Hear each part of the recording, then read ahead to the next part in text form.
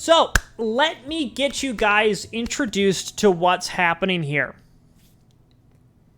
Through my Grand Pooh Bear editing position, I've gotten to meet quite a few editors and people that I've used their services to make my product better, or just, you know, to plain old make Grand Pooh Bear YouTube videos.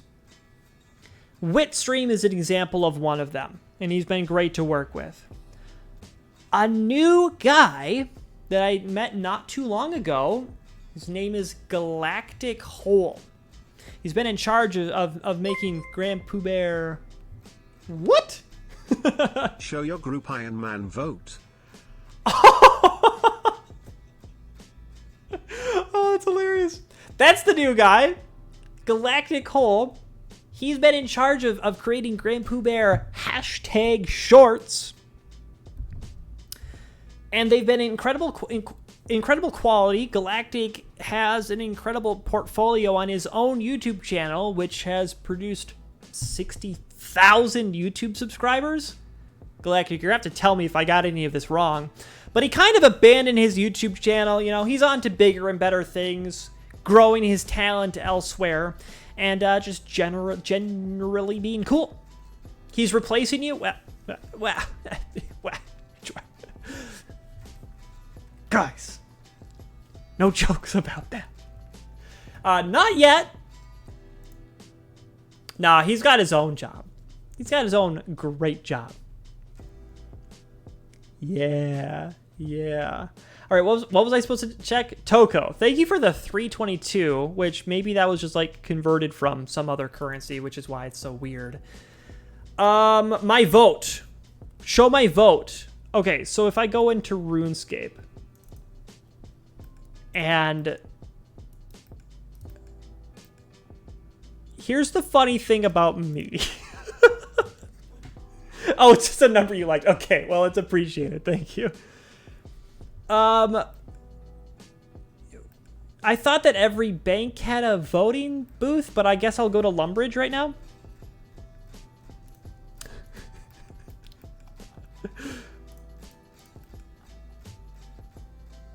Because I think that there's a voting booth up here. I can vote anywhere? Oh, okay. Is it like in here? Vote now. Okay, so here it is.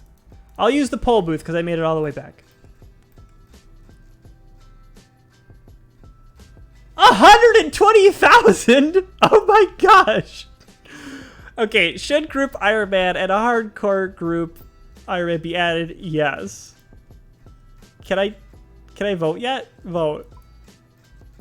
Yes. Should we introduce a way for irons and any variation to buy bonds? Yes. I'm not eligible. Okay, I'm not an Iron Man.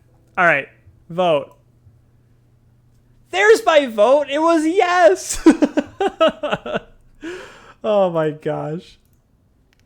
Yeah, you're right. I haven't voted in anything. I figure it's gonna pass. What's up, Noob? All right, guys. I do not want to keep Galactic waiting. So now that you guys have been introduced to him, we're gonna hear his voice in actuality as soon as I update my title, my Twitch title. RuneScape veteran introduces, no, teaches is a stronger verb and is shorter. That was the sound effect of a dwarf. RuneScape veteran teaches young child, nope, stupid baby, nope, can't use that word because I have a baby now. Young soul, amateur. He's not even an amateur. Idiot teaches noob. I'm okay with idiot.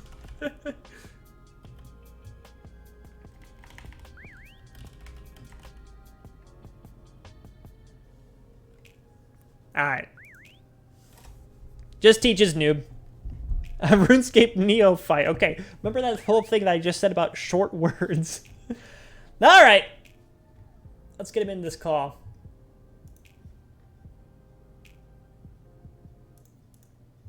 All right, so chat, here's my thing about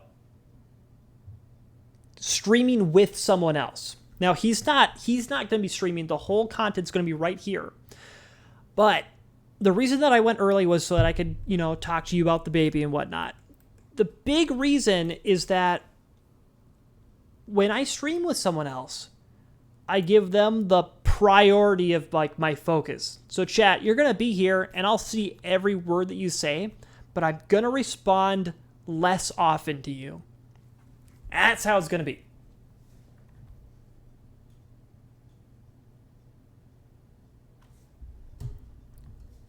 I think that it just overall makes better content if I pay more attention to the person I'm having a conversation with. All right, Galactic. Let's do this.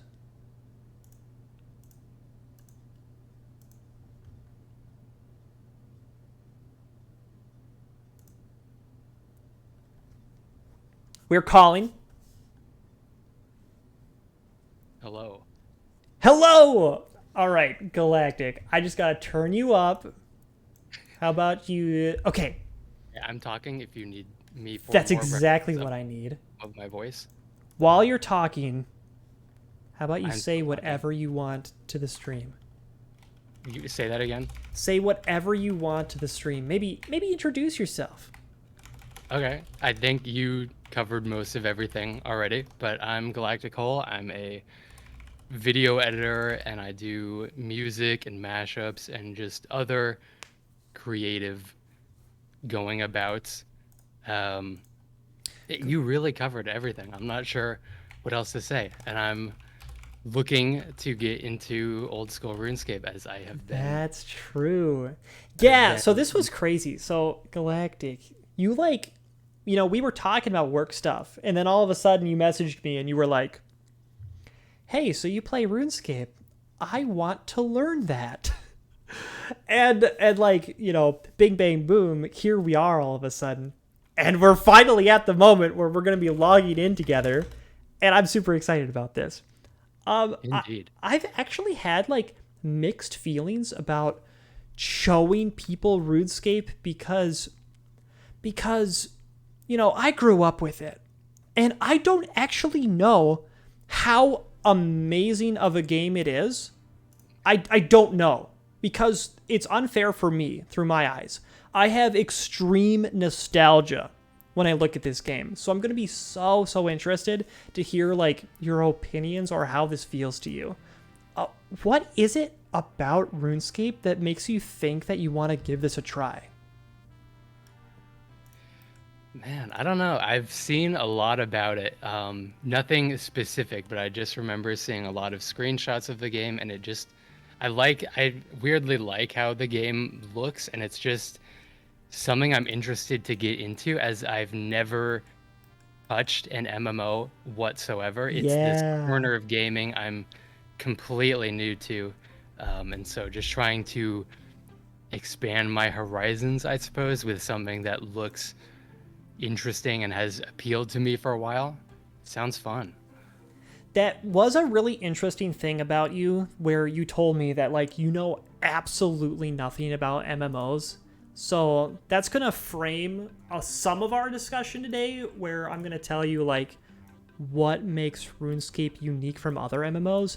But we've got so much to talk about. How about we just do our best to try to get into the flow of the game ASAP. So log on in and let's get into the world together. Gotcha. Oh, and let's do that thing. Share your screen. Actually, after you log in, then share your screen. Because I think I got it set up. Gotcha. No MMO, that's wild as someone who's always played MMOs. My personal history with MMOs has been, it's always been RuneScape for me. I've been interested in other MMOs, but growing up, Actually, Galactic, here's something. A nickname in the early days of RuneScape was that it was always called the poor man's World of Warcraft because it had a way cheaper membership. I think World of Warcraft, you had to not only buy the expansions to play, the expansions, but then also their membership was $12 a month or something. Meanwhile, RuneScape was always $5 a month. And so that's where I was at. I was just playing that the whole time. Not to mention that, you didn't have to have, as good of a computer to use it and whatnot. I see you in-game. All right, guys. You too. Let me share my screen real quick. Okay, so here we go. So this is me, WeSkillNow on the screen, and also Galactic Hole is right here. So this is our boy. And look at this. Not only does his name fit perfectly, 12 characters, but no one had taken it. and this was amazing. All right. And here's a test where I go over to your screen. Guys, this is his screen. It's like a little bit low quality and whatnot, but that's okay. But at any point, I can click over and see exactly what he's seeing here and show you guys. So I think this is going to be a really cool stream. Okay. So right now, we're on an island known as Tutorial Island. Wonderful, original naming and whatnot. But I think it's pretty clear what the game wants you to do. It wants you to talk to this guy. Now, to talk to people, you just point and click on them. So here's my curiosity. I'm going to be talking to you this entire time, but I also kind of want you to get the flavor of the text. So, and this is totally up to you. Whatever you decide is going to be the thing that's not awkward. Do you want us to read this text out loud or just go or start with one way and we can always adjust? What do you think we should do? I'm fine with not reading unless we get many awkward pauses of no one talking for a while, and then we can switch over if that becomes the case. Okay, we can use that to fill the space. I don't anticipate that happening. I think it'll be fine because I think I use chat to fill the silence. Okay. Well, since you said let's not read, I'm gonna teach you about being a spacebar warrior. There's a hotkey in RuneScape where if you just hold the spacebar, it skips the dialogue as fast as you can. And you've already, pressed a button, whatever. And it doesn't matter what choice you made there. Just hold spacebar at this point. Okay, so this is going to happen a lot on Tutorial Island. Since we're not reading, you might not notice the flashing wrench in the bottom right corner. You got to click that. Gotcha. And then it immediately wants you to talk to the guy again. That's going to be the pattern on Tutorial Island. I sometimes still get stuck on Tutorial Island because I'm like, wait, what does it want me to do now? Because I don't notice that thing flashing down there. So now that you've clicked the wrench, click on the same guy that you talked to before. He's got 2 more things to say.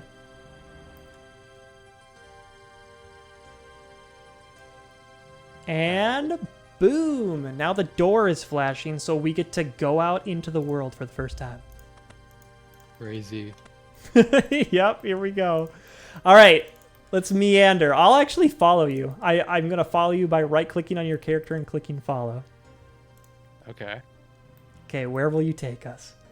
Oh, to that another arrow. Girl with a flashing arrow. Yep, so here we are at the survival expert. She's going to teach us a couple of things, including fishing and wood cutting and fire making. I don't think maybe I said cooking, I don't know. But we're going to get 4 skills right here.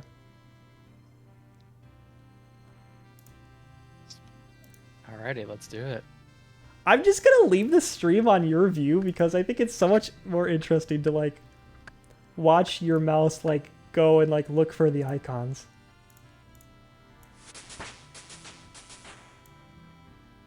Okay, here we go. I can't let you. I've definitely seen this before. Yeah. The famous skills tab. I love looking at those. I'm just kind of doing some OBS adjustments right here. 1 second.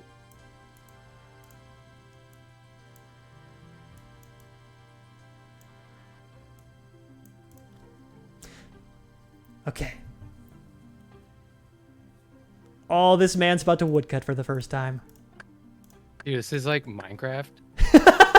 Yes, it's reminiscent of Minecraft.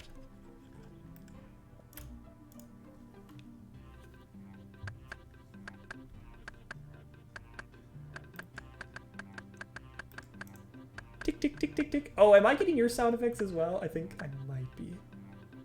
Can you click on your wrench for a second? I'm just curious about something. Now click the middle controls. Okay, as I suspected. Turn all of them off, or? I want you to do absolutely anything you want to do. I'm going to turn mine off so that only yours comes through, I think. Yeah. It's a little more manageable on my end. Alrighty. All right, fire making's the next thing. Yeah, so in this game, you're able to use items on other items in your inventory. And then your character tries to light it. Nice, you got it. Alrighty. So you made your first fire, and you can also use items from your inventory on things in the actual world. And this man cooks his first shrimp. Excellent. So you just fished up that thing, made a fire, cooked it, and now you have food. Food's used to heal your health and whatnot. And we're on to the next step. Sweet. Let's see. We're probably going back this way. Probably. But here's your clue. Actually, look at the mini map in the top right, and there is an arrow on there. And it's so confusing being like in a new environment in a new game, and I totally understand that. This is like one of the funniest steps of the tutorial, because as you're like looking around, looking for this arrow, there's this giant loop around path where if you weren't paying attention to the arrow, you would have like walked a huge path to get to this next door, but you found the door on your own. Are they playing in the RuneScape client or RuneLite? I made sure that he was playing in the RuneScape client. Oh, I am over the minimap, it's true. But, I mean, I thought we just have a bunch of experienced players here. I thought that was okay. The stream's not learning right now. So, Steam client? No, not... This is the vanilla. This is the vanilla client. What's his favorite... Galactic, what's your favorite color? My favorite color is blue, if that is specific enough. You know, I kind of figured, based on your clothes. Yeah. Is that like the shade? Like, is it a dark blue that you like? I like the more like lighter blue than this, but this was the closest I could get to, so guys, I do what I can. Blue? I mean, not in the original menu. But... Gotcha. Okay. So you made yourself bread. Epic. So bread heals more than shrimp, but it was like harder to make. So that's kind of the theme of what happens. All right, so I want to tell you a couple of commands because I see you like struggling around with the screen a little bit. I prefer to zoom out. Nice, with the scroll wheel. You got that. I don't go that far out, but whatever's comfortable. Mad FOV over here. And then tell me, how are you moving your screen around? I just figured out that you can hold middle mouse button down and do it. That's my favorite way to do it. Yeah, that's how it is in like every creative program I use. So I was about to say, like, since you're a Blender master, I was like, that's going to be the way he wants to do this. Okay. There's one button flashing on the screen right now. It wants you to run. Yeah, it's way up there. Oh, so it's like an on-off toggle sort of thing? It's an on-off toggle. And weirdly enough, like, it was already on for you, but it wanted you to, like, click it and turn it on. Okay, I see the difference. Yup. And the difference in speed between walking and running is it's literally twice as fast to run. did not mean to click on the tree. Oh, yeah. So notice like the big black bar or like the black outskirts of your vision are like appearing and whatnot. Mm-hmm. There are ways to make that look better, but that's going to come later, okay? It doesn't have to look like as bad as it does right now. All right, so this is the quest guide. Alrighty. There's a tab like in your menu that your entire list of quests is the entire time you're playing. Oh my lord. And there's a lot. I can see. There's something that I wanted to maybe do maybe a while ago, but I just remembered now.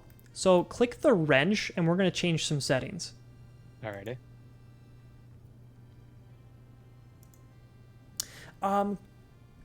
Oh yeah, finish your conversation with him. Keep going with that. I just started it, but whatever. Yeah, it's just a couple of dialogues. And I've heard there are some quests in this game that are like you need to follow a guide. Yes. It's true. Okay. They're very difficult if you try them on your own, but you can. Oh man, I just started the longest dialogue before you wanted me to. Nope, all change good. settings. All right, so you clicked on the wrench already. Yes. Click all settings. It's the button at the bottom. Oh, here. Now, click on controls. And we're just going to set a couple of these things up before we get any further. So the bottom right checkbox is your escape button on your keyboard closes the interface. Turn that on. That's handy. There's the 5th checkbox in the top that says shift click to drop items. Turn that on. That's a nice one. Go to chat. And, you know, this menu updated not that long ago, so I'm going to look for the one that I want. Okay, there's one called Split Friends Private Chat. It's near the top. It's the 4th one. Turn that on. Those are the ones that I can think of right now. And so that's all I want from you. Now, instead of hitting the X in the top right, click escape on your keyboard. Gotcha. And that's going to be handy.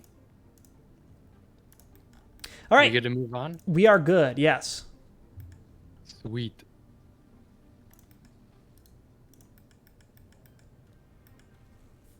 All right, let's venture on. What's going on, WeSkill? What's up, Helk? Oh, Galactic, what's your favorite fruit to put in a blender? Oh man, I'm not a not a smoothie person really, which I guess is what you would put fruit in a blender for. I don't know, man. I pretty much started venturing into that for like the first time in my entire life this year. So I wouldn't. Yeah, as far as actual Blender the program goes, Ooh. I do not model fruit. So. Actually, you do. You showed me a banana that you made. Oh, that's true, the banana. So. You literally do. All right, so we're at the mining spot. We're in a nice little cave. Why don't you get started? Pickaxe. This game is more and more like Minecraft than I thought it would. You can definitely mine and cut wood and everything. There we go. Yeah, these are the rocks that you're allowed to mine. They kind of all look the same like this.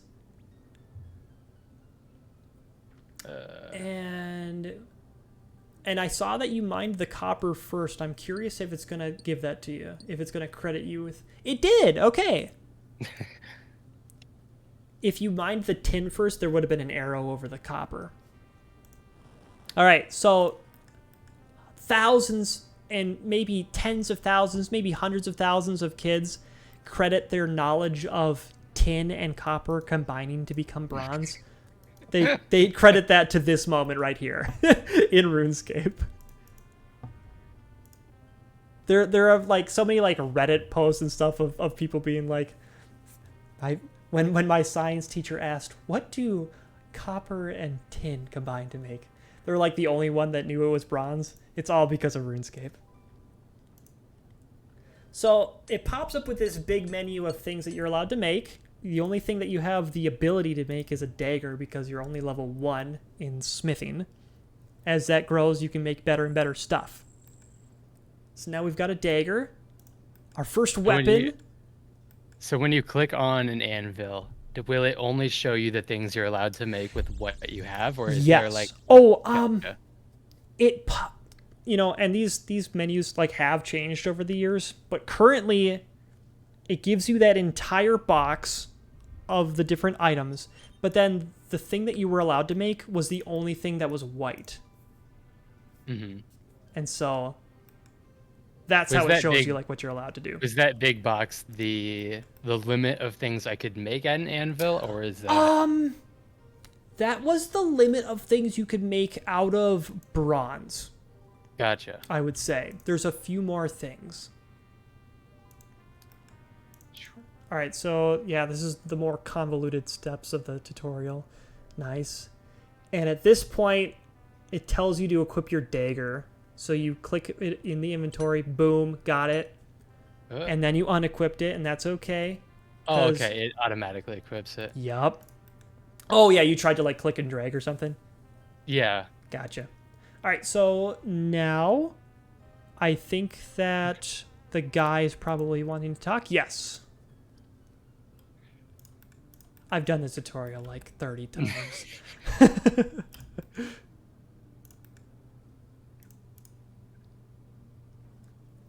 Alrighty.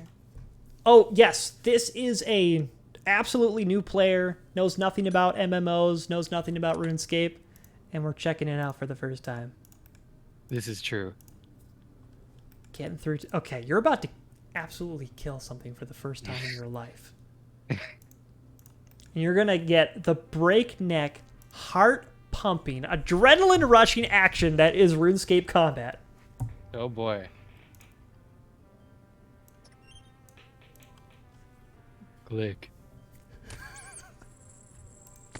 Listen to those sound effects. Squeak! Oh, you killed yours way faster than me. It literally says sit back and watch. Oh, never mind. Okay, that screen's already off from yours. All right, you killed your first rat. I'm still working on mine. Okay, I just got it. Oh, does it automatically fight for you? You don't have to like keep clicking? Yeah, you just click once and just wait. There are, don't get me wrong, there are like bosses and all kinds of like mechanics that get more advanced later, but that's standard combat.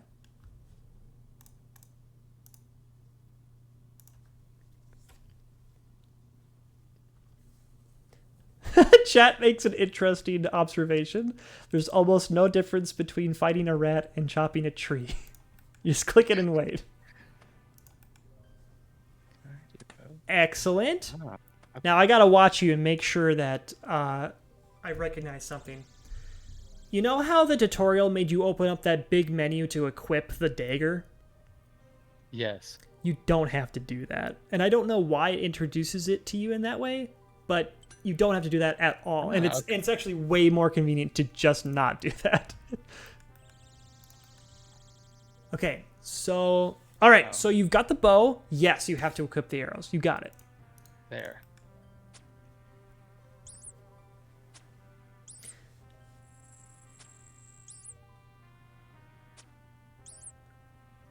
So this is like even more chill than melee combat. Because like, he can't even reach you.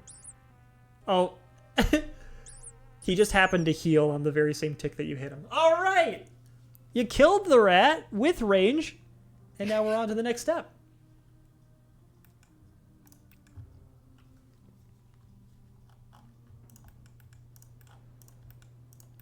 There are like so many steps to like get through in the tutorial that I was gonna like be talking about all kinds of things, but I think I'm gonna like wait for Lumbridge. The first city that we get into. You've got money. Have you ever read Harry Potter? I have. Okay, so you know how like Harry is like inherits this big like pile of gold? Then he goes to the bank and he finds this big pile of gold. That's you. Mhm. That was me. That's you right now. What are the gold pieces called in Harry Potter? What are they called? I Like have not read that book in ages, the but I'm thinking of Gringotts, but that's the bank. Galleons. All right, so yeah, that's your pile of 25 galleons. Doubloons? No, it's not. They're not pirates. This is a poll booth, whatever. You don't actually have to know what it is. It lets you vote in things. But I'll actually tell you the history of like. Oh yeah, okay, yeah. You're not allowed to even vote on these. This is you don't have to read this. Just exit out and we'll move on.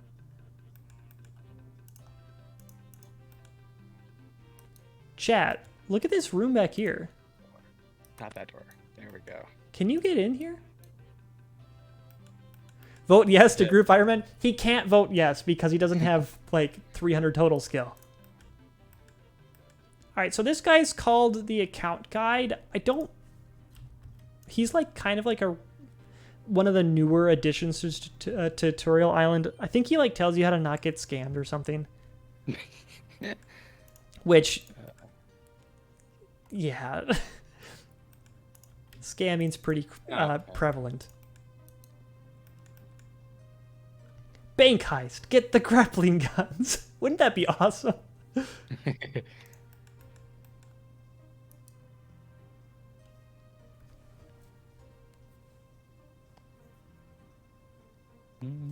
I love that ending today. Yeah, Doug's referring to the Grand Theft Auto video that went out today on Grand Pooh Bear's channel. What was the ending? Was it the it was Mick Flair converting to a new religion about the wall being their god. Was it are you referring specifically to him jumping off the railing and hitting his head on a table and then it just cuts to black and ends the video? Because that was today. Yep. Yeah, that was funny.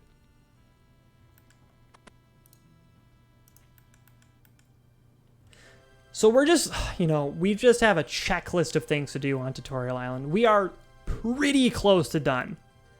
And then we get to do whatever we want. Alrighty. Brother Brace is going to tell us about prayer. Prayer is a combat mechanic in this game. It's extremely useful, and it's one of the systems in RuneScape that's like really unique. Oh, and there's one more thing he tells you. He tells you about your smiley face tab. I like this icon a lot. Yeah. I'll be your first friend, so click add friend. And do we noob now. Does capitalization matter? It does not matter. And once you do that, look at the mini-map. I am now a green dot. I see. Look at that. Okay, so you'll always know where your friend is. If you were to go like off the mini map, would it show a green dot at the edge, or would it just not show up at all? It would disappear once I got off the edge. Alrighty. Learn more.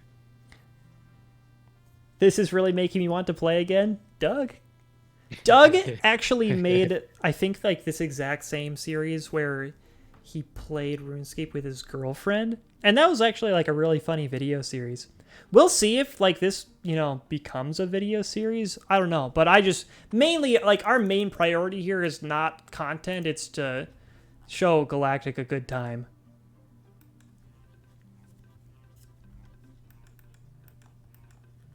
Okay, we are in the very final section.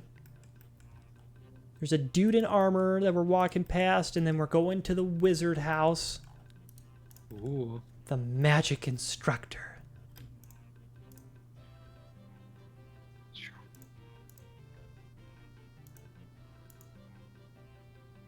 Ooh, can I actually... Okay, shoot. I meant to do this earlier. Can I suggest one more thing for your layout? Yeah. Once you get through that conversation. Mind runes. Yeah. The mind brain. Click the wrench one more time. Go to the top right tab, that one that's a monitor. Go to the resizable modern layout. Change it to resizable classic layout. And I only like this because, you know, I've been playing forever and this is what I started with. But you can choose whatever you want. But that's the way I like it. Oh, I see. Okay. Yeah, I totally just rearranged all of your icons, like, right at the end. But, No worries. yeah. So that's what I prefer. You got your mind runes. Go back to your inventory. This one. Boom. And you can see you've got those mind runes and those air runes. And that's going to let you cast magic. To cast magic, you do have to go to the magic tab, the book, in the top right, and click on the spell. That's Wind Strike right there. Mm-hmm. And then use it on a chicken. I think I see how this works. Boom. Now, here's the thing. Earlier, we told you that you didn't have to keep on clicking. With magic, you do. And I'm just realizing right now, in this Tutorial Island, it doesn't even let you do another magic spell. So it just tells us we have to go and play the game now. Alrighty. This fair chicken.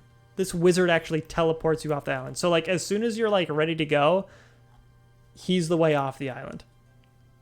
I think I am ready to go. All right.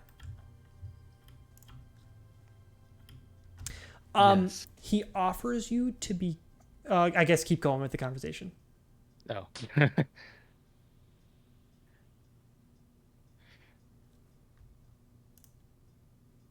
Look out for Adventurer John.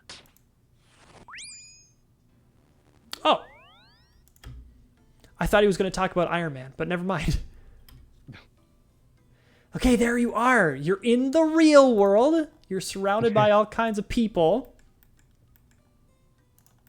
Actually, a surprising amount of people. I guess we're in World 301, so it makes sense. The cities kind of become like gathering hubs in like these low worlds. So you're talking to Adventurer John. Oh, guys, look at my stream. He's talking to nobody right now for me. Wait, really?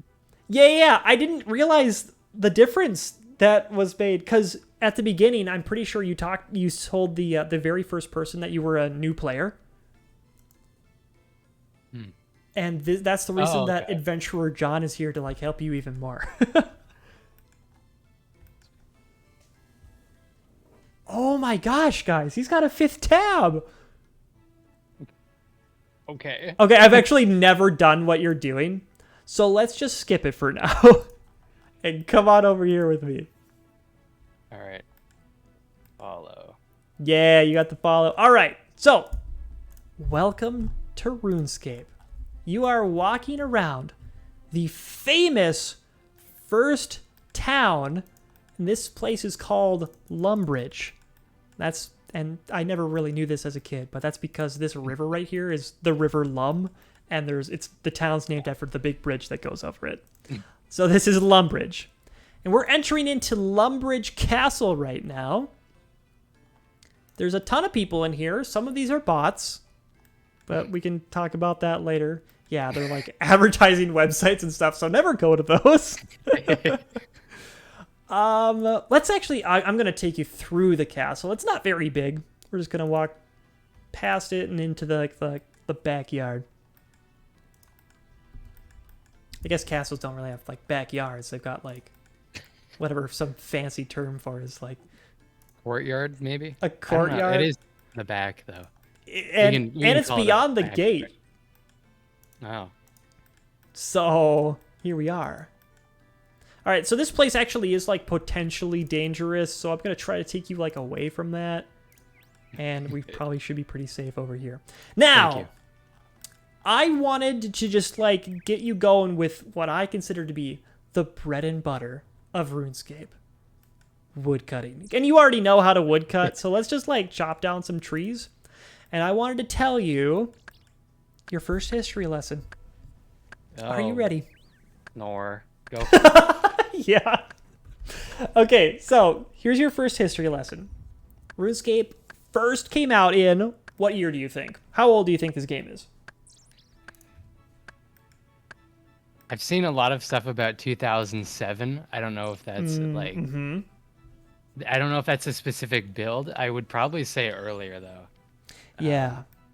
So good call, because there's a ton of emphasis on the year 2007 in this particular game that we're playing, because it's called Old School RuneScape. But I'll tell you all about that too, but not right now. But this game, in some form, came out in 1998, which is insane. It was called Devious Mud back then, and like the mud is in all. Hey, congrats on level 2 woodcutting. Let's go. That First was me, level. okay. It looked like fireworks were bursting out of your tree, and I was really confused of what was going on. It's over your head, so that was perfect. Oh, look at these yellow hat people. All right. Actually, I have no idea what those hats are.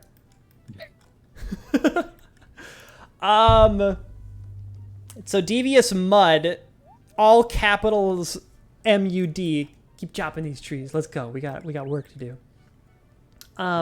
MUD stands for multi-user dungeon.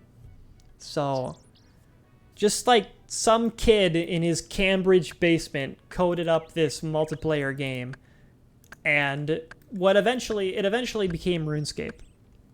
So and so here we are today because of that boy's work. His name was Andrew Gower, and he's my hero. Level 3, let's go. So looking at your tab, your list of skills, you notice that some of them are grayed out. Yes. Those are the members' skills. Gotcha. So you and I, you had questions about like money and stuff, and if you needed to pay and whatnot and what that would cost. Well, you're doing what you're doing entirely for free right now, and you can do this absolutely forever, but you don't have access to the entire game. So membership gets you all of those grayed out skills, and then also like a significant larger area to walk in. I don't suggest getting membership for quite a while until you've experienced all of the content that the free version has to offer you. Mm-hmm. And before you're done being a free player, if that's how you choose to play it, you'll do all kinds of stuff, like you'll kill a vampire, you'll kill a dragon, and you'll train all these skills a little bit, and it'll take a while. So you've got plenty to like learn and master before you even get to that point, and that'll be fine. So all right, I'm out of inventory space. You're out of inventory space. Yes. So I had considered like taking you to the bank first and like putting all your stuff in it so you had more space. But instead, I figured I'd let you experience this lack of inventory space. So what you can do, accidentally opening up the map. Press escape because you set that control up earlier. Nice.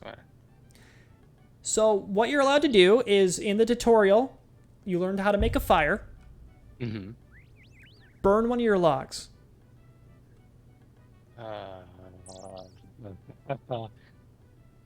Give me a minute. Yeah. Take your time. What's up, Venex? Let me think here. Oh my god, what did we do? Tinderbox. A tinderbox. And hilariously, you're standing on flowers, which is so stupid, but you're not allowed to make fire there. Venture over here. This, then this. Alrighty. Yeah. I can't believe you just happened to be standing on like a small set of flowers that it wouldn't let you light on fire. Okay, so my name is WeSkillNow, my gamer name. It means that I really like my goal in this game, and my favorite aspect of it is to train my skills. So most things that you do in this game, you gain experience for. So you've been chopping logs this whole time, and you've been gaining levels. You burn some logs right now, you gain some experience in that too. Burn another one. Okay.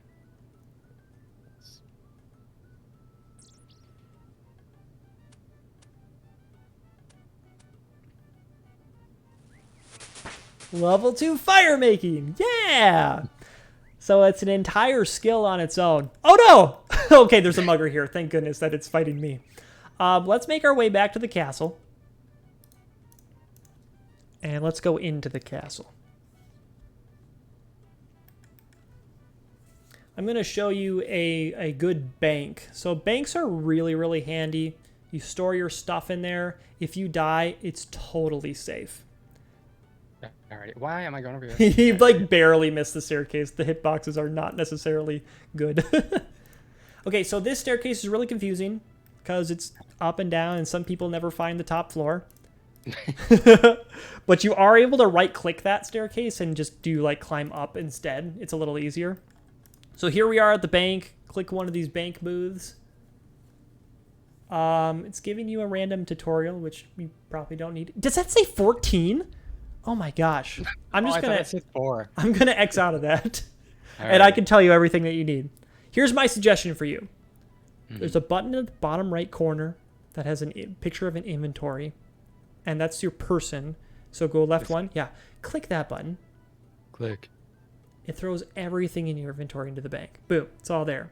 Cool. You can learn a little bit more about like organizing it if you want. You know, there's tabs. To make a new tab, you drag one of your items into it from the bank interface.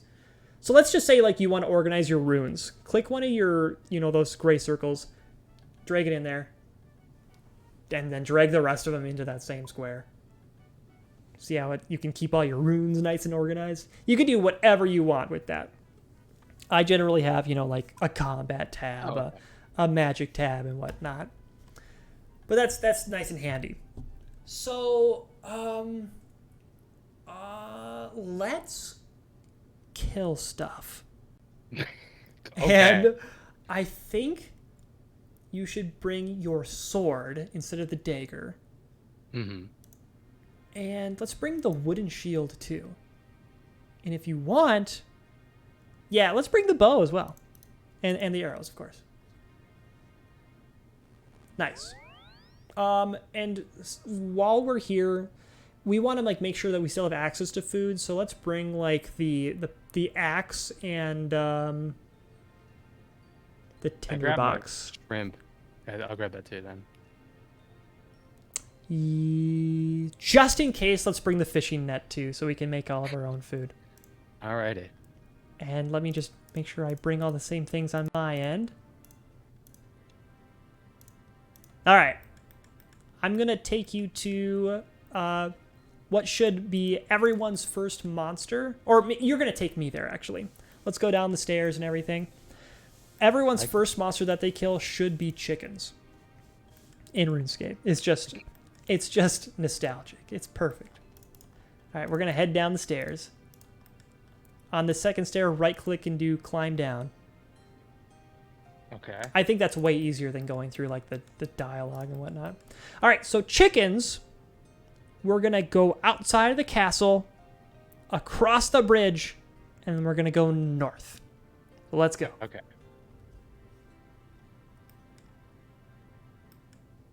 Chickens aren't monsters. Goblins are monsters. Fair point. Chickens are definitely monsters. Yeah, have you ever farmed? Are you a farmer? Because chickens actually do get very aggressive. Oh, we are actually very surrounded by goblins right here, but it's totally safe. They actually don't even attack people. Okay. There just happens to be like a ton of goblins around here. I am just kind of looking around. What to do? Oh, what do we define the evil chicken as? I mean, regular chickens are monsters. The evil chicken's a monster too. So there's cows here, and cows are just like a tiny bit too strong. Like you can fight them, but let's keep going north for the chickens. Right-click a cow actually right now. Let's go back. And just notice. Okay, right-click any other cow other than that one.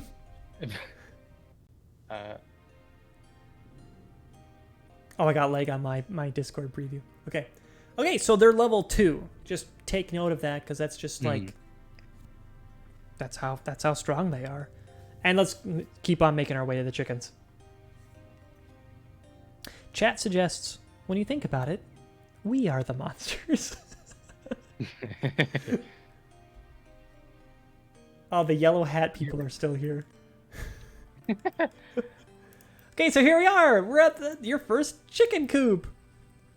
Now you'll find that... Oh, you just accidentally clicked... Well, I don't know if you did that on purpose or not, but there was an axe in that stump, and you took it, and now you have 2 axes. Oh, I did not see that at all. Cool.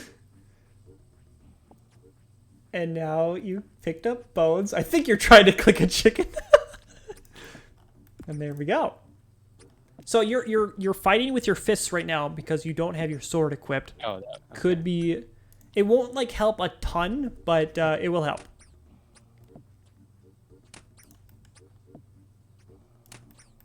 And I'm going to fight some chickens, too. All right, so the tutorial doesn't tell you anything about, like, the melee system. I just want to tell you about something that I think would be potentially confusing. Yeah, pick up all the loot that you just got. Raw chicken and bones and feathers. They're good. So go to your skills tab. Your top left skill is called attack. The one below it, strength. The one below it, defense. Attack and strength are kind of like your go-to boys. They, like, help you the most. The attack skill is what lets you use better weapons. And the strength skill makes you hit harder, hit higher numbers. And that's pretty much what it comes down to. But you can tell what you're training right now by looking in the top right corner. It just has the picture of the sword. You're just training attack right now. So, Gotcha. Since you just went through this tutorial, I would expect you to know, like, how to train strength, but I legitimately think it didn't tell you. So, I have to tell you right now. To switch what you're training, go to the 2 swords tab. It's the top left one. It's next to the skills tab. No. Yeah, and what's it even called? It's called combat options. And the red button that is highlighted right now, it's called stab. This is so unintuitive, by the way.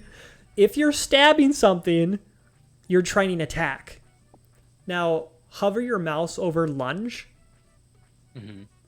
That says, okay, man, I forgot how hard this was. It says aggressive. And if you fight something now, that means that you're training strength. Yeah, and I see that it says strength XP. Oh, it does! It also says it down there! Good call. Okay, I literally thought that it didn't. Okay, and then, you hover over the other, like, attack styles, and it tells you that one's also strength, and that one's defense. So you can train all 3 skills with just that sword. But one at a time. Luke says maybe that's a RuneLite feature. Here's the thing.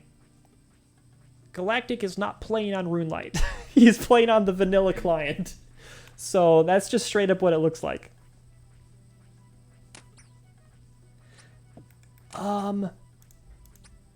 So yeah, it's totally up to you, like, what you want to train. Just, yeah, do literally anything you want. A lot of experienced players go with strength a lot, but I sometimes prioritize attack. I don't know if you already mentioned this, but what's the difference between strength and attack? Yeah. So attack, broadly speaking, lets you equip better and stronger weapons, which lets you hit higher. Strength just makes you hit higher with everything. Okay, I got you. So they kind of do the same thing, but in different ways. Mm-hmm. At the end of the day, you'll want to make them both higher. And that's all it is. Gotcha. Okay, it's time for your next lesson. Okay, so RuneScape as an MMO. Now, Galactic, you're a total noob. Do you even know what MMO stands for? You're putting on my spot. It's like No, and don't even be embarrassed because like it's okay. Massive, yeah, it's like massively multiplayer online. That's exactly what it is. You're totally right. So, I mean, and as you can see, even though like we're in the beginner area and everything, which, you know, it's not really the beginner area because people can come back here anytime. There are other people standing around here too, like this guy named Heart 980 and this guy named Cairn and a bunch of numbers. You're going to be surrounded by people all the time. And this game has like a, you know, big marketplace where you can sell all your stuff. Oh, I'm looking at your inventory right now. I noticed that you're full on items. You've got bones, you've got chickens, you got eggs. The way to train your prayer skill is by burying bones. And you can bury bones directly out of your inventory. Boom. See that? Alrighty. Prayer is kind of a slow skill, kind of hard to train, but it's like really important once you like get into it. Pikachu says, "Grats, Daddy." Thanks, man. Thanks, I appreciate it. So, like, as we're killing chickens, we're training our combat skills. We're training our prayer. We're collecting feathers, which are I really like, you know, getting feathers honestly, because like there's just something satisfying about like how it only takes up one inventory space and you can have an infinite amount of them. and people will pay you money for those. So that's one way to get money. So RuneScape as an MMO compared to other MMOs, a lot of MMOs have a class system or like a race system. And I was always like kind of intimidated by that. I still am because, I mean, I guess I don't play those games. But I really like the way RuneScape does it. Now, a lot of people's baseline experience with an MMO is they play World of Warcraft. And when you play World of Warcraft, you start an account. And when you're making your character, you choose your class and your race. And then you're locked in like for life. Like, if you choose to be, like, an orc warrior, then you, like, either, like, you can't use magic at all, or, like, you suck with magic. I don't actually really know. In RuneScape, you're not going to, like, pigeonhole yourself into anything. Whatever you do that, you know, you're gaining experience, it's always going to benefit your account and make you stronger. So, like, Sweet. You're not going to, like, mess yourself up by, like, going down the wrong path or anything. Everyone is everything in this game. And your class is more so determined by your equipment, which you can change at any time. Even like mid-fight, you can change. And that's one of like the big mechanics of RuneScape. So yeah, you said sweet, and I like that aspect of RuneScape too, where it's just like you're always getting stronger and you also have access to just absolutely everything in the game. So I think that's what really makes RuneScape stand out from other MMOs in my mind. Chat's telling me about Final Fantasy XIV, which is a kind of like the young MMO on the block. It determines your class based on the weapon you have equipped. Oh, so that's kind of like RuneScape too. Chat loves that you keep picking up eggs. Yeah. They're just there, so. They are just there, so you might as well take them, right? And that's A-okay. I won't encourage you to do anything else. Okay, so is there anything popping up in your mind right now that you want to say or are curious about? I don't think so. Not at the moment, at least. So we've shown you how to kill some stuff. You know how to chop trees. How about we take you on your first quest? Sounds exciting. Well, it's not going to be exciting, but we're going to do it anyway. I mean, if clicking on chickens has taught me anything, you know, everything in this game is going to be riveting. Yeah, that is correct. All right, so our first quest is most people's first quest because it's in the starting area. It's back in Lumbridge. And there's an NPC in the castle that we want to talk to. Ooh, you learned how to examine things. Yes. So take us back to the castle. It's south and then over the bridge. So I wanted to point something out to you about quests, because it's another difference between MMOs, and it's one significant reason that RuneScape's special over other MMOs. So in World of Warcraft, don't get me wrong, there's plenty of quests with exciting storylines and cool cutscenes and all kinds of things, but there's also a significant number of quests in World of Warcraft that literally are talk to a new NPC. You accidentally clicked on a sign and it popped that up. Yeah. You talk to an NPC and he says, like, kill 20 boars, kill 400 bears, and that's like literally the entire quest. Head on into the castle. Oh, okay. And all the way into the castle and go into a room that looks like a kitchen. You'll probably be able to find it. In RuneScape, every single quest has dialogue and a story. Some of them are extremely short, like the one we're about to do. But others are, most of them are more significant and beefy when it comes to the storyline. And I really appreciate that. Okay, so notice on your mini-map, there is a blue star kind of thing, and there is one white dot over it, so it's kind of obscured. But do you see, like, the water droplet?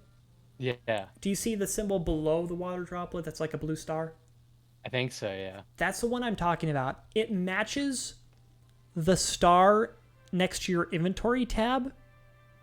Speaking of which, go into that one and click the blue one. Yeah. That's the quest tab, and now your tab looks blue now. So on the mini-map, if you see a blue star, there's a quest there. Okay. And I just so happen to know that this is indicating that it wants you to talk to the cook. He's the only NPC in the kitchen. And we're going to do his quest. What am I to do? Yup.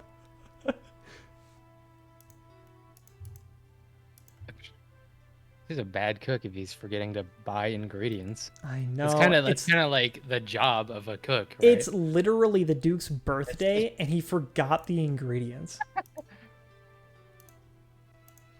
Let's start. Yes, I'll help you. Milk and egg and flour. Well, I have plenty of eggs. You have eggs already. So this is one of the reasons why I was like, okay, we're doing cook's assistant, which is what this quest is called.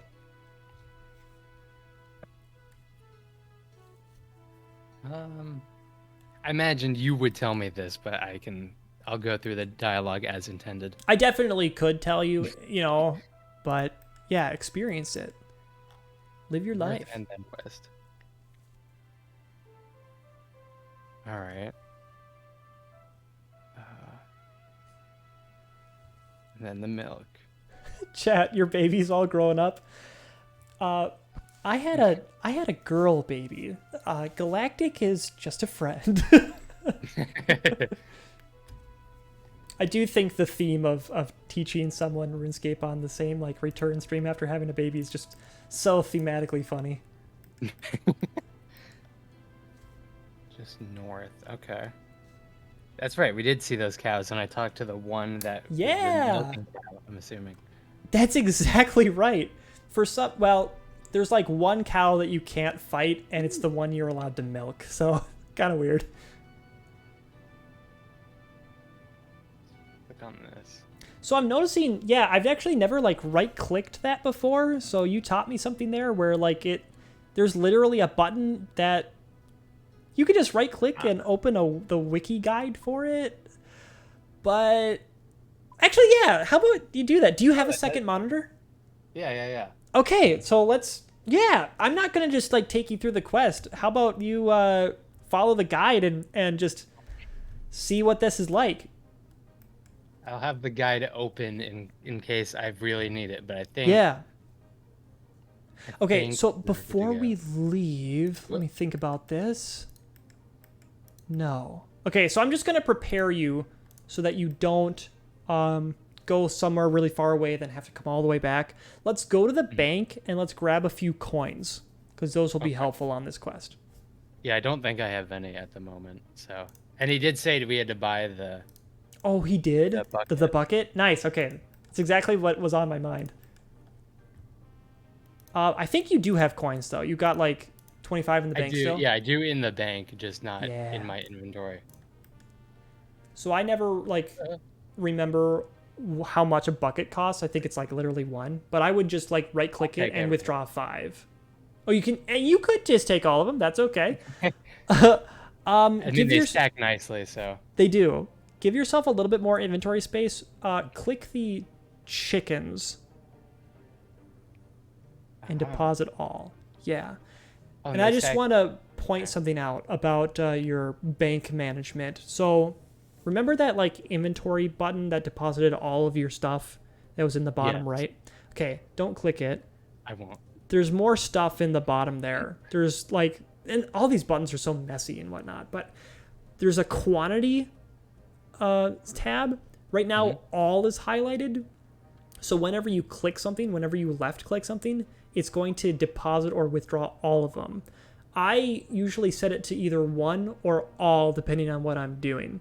But I pretty much leave it on 1 as default. Gotcha. All right, so you've got your money, and we are ready to set off to do Cook's Assistant. Yes, sir. Oh, Luke has pointed out something very good. Let's go back to your bank. Okay.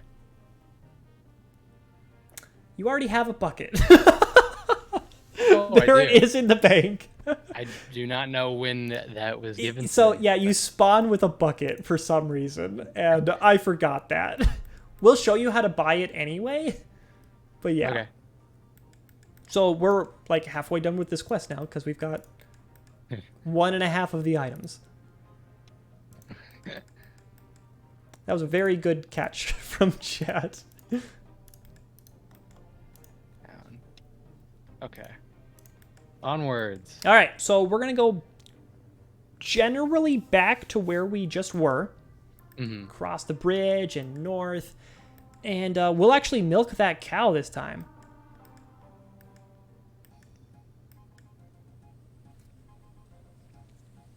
Luke, can you get one downstairs? I don't remember. I think maybe there is a bucket spawn, but if you're referring to, you can kill that goblin if you want. Okay. If you're talking about buying it from that chest, I think that is members.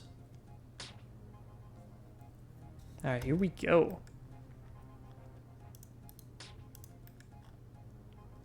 So there's a right-click milk option. Actually, yeah, I should understand how to do this, I'm assuming. Milk. And you get a special little animation. Couple of buckets appear in your hand. Or maybe it was just one. All right, so now you've got milk in your inventory. Boom!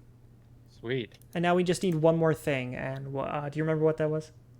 The flour. Yup. I am out of run energy, so. That's okay. Flour's the hardest thing to get. And I doubt you remember how, based on just like... I wouldn't get it if I just read it quickly while someone else was like talking to me like on stream and whatnot. Do you know how to get flour? I remember it was like north and then you had to go west. I have no idea what these people are. Oh, yeah, I saw a lot of spam earlier in the central castle area, so. I think it's actually like one person running a bot and just like trolling, which is against the rules. But I ran in here to get an egg real quick because I didn't have an egg. So let's come back out. The flour is going to be... Oh, okay, shoot. Yeah, I took us down the wrong path. Let's go south. Oh, okay. South, and we'll cross a wooden bridge. We need a pot. Oh, dang it, chat. Thank you. All right. We are going to learn how to buy an item regardless. Okay, so you have a pot in your bank, but let's not go all the way back to the bank. Let's just cross that bridge right there. And there's a store. It's called a general store. A lot of towns have them. It's got like some like general items. Wow, I didn't mean to use the word general again there. But and it's like South. It's that building right there. That's the general store. And we're gonna go into it. The one that's on screen right now, or the? Nope, it was the other one. That big one. Yep. Okay. Go in. There we go. Kind of cool to see how alive free-to-play is right now. I agree. All right, so there's 2 NPCs in here. They'll sell you the same things. There's a shop owner and a shop assistant. They have the brown aprons. The first item in their stock is a pot. So just click trade on them. Trade. Pot. And I was going to have you buy a bucket here because, like, that's in there as well. But you already have a bucket. So let's go. Gotcha. All right. There you go. And it automatically, spent one of your little coins there. Mm-hmm. And we're off. Okay, so we were about to miss. We're going to be going north now. All right. But we don't cross the bridge. We're going to be going north on the, west side of the river this time. Do you have a too long didn't read video on Leagues 3? So I don't have a new one about how we know what the name is and when it's going to start. But I have some other Leagues 3 videos.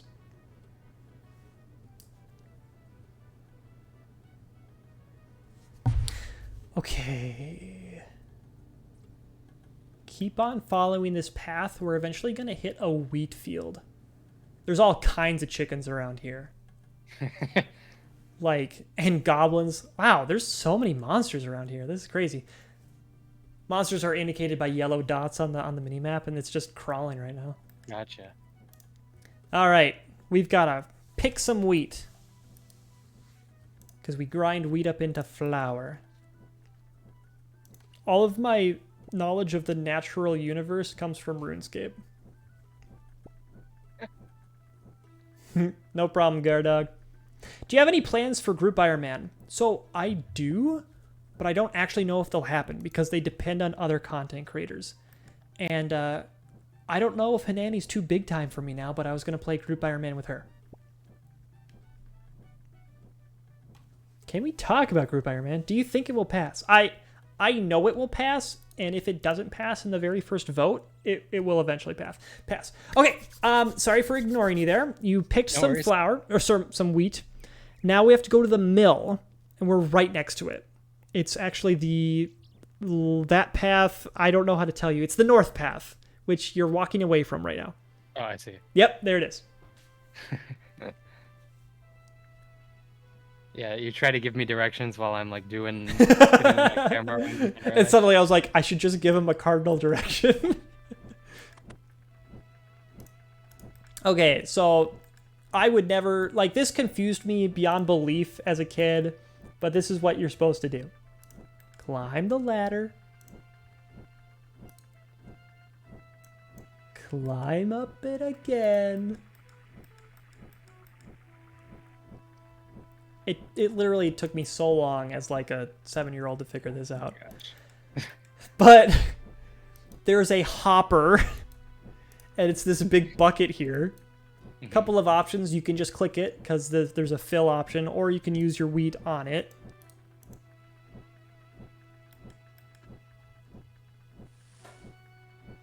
Okay. And then in the chat box in the bottom left, it actually does give you instructions. You should now pull the lever. There we go. Now that you've pulled the lever, it's like churned the wheat into flour. So we go all the way down. And now the flour is in the bin. And you automatically picked it up into a bucket, and you have all 3 ingredients now. We do, yes. There it is. I was like, what was the third item? Egg, milk, and flour, and we're ready to go back. We're about to make a cake with no sugar in it. True.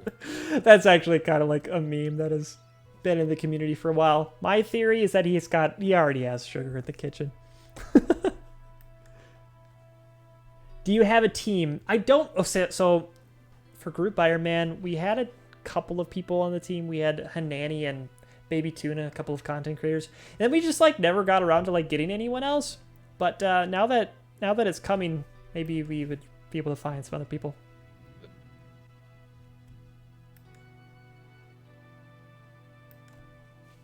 So we're going all the way back to the castle. Okay, I'll give you the honest truth here. There's a couple of fast travel methods to get back there, and you are now going the wrong way, by the way. It's just straight south. Oh, I thought. Yeah, like we crossed this bridge like a couple of times, and now we're on the correct side again. Which, no blame at all. I would get lost so like you are going to get lost a lot. Until you eventually just like everything's just gonna snap into place and you're just gonna know where everything is.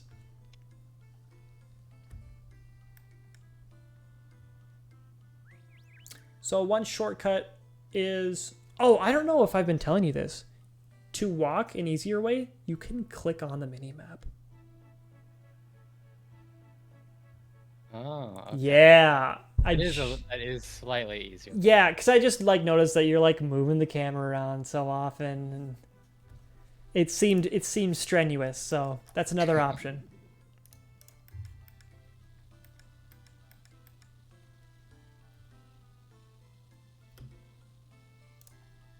Only the big cheeses. I guess this dude is a chef, so making food references isn't. It's incredibly appropriate.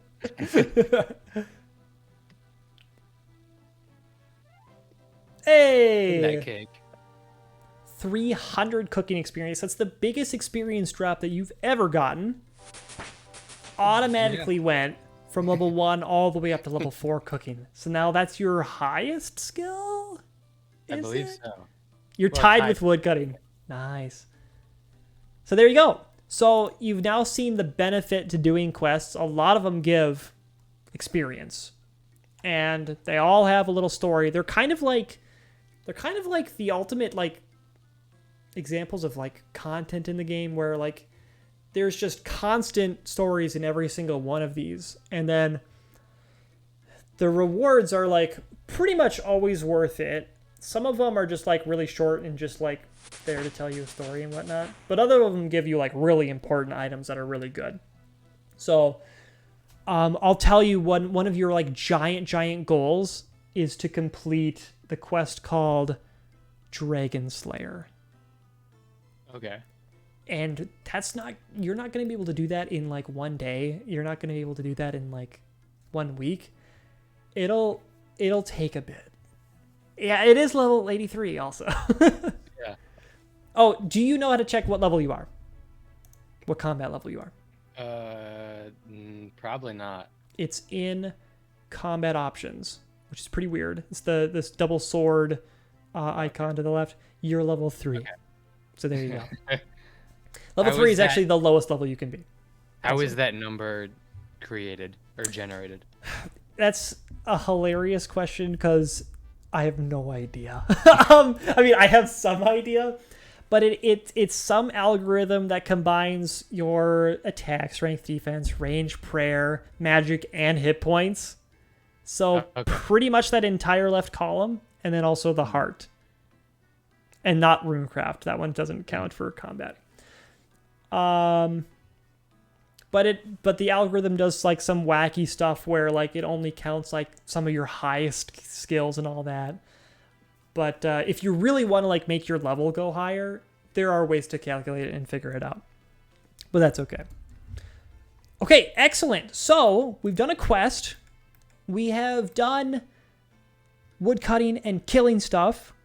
Now my question to you is, as I tell you about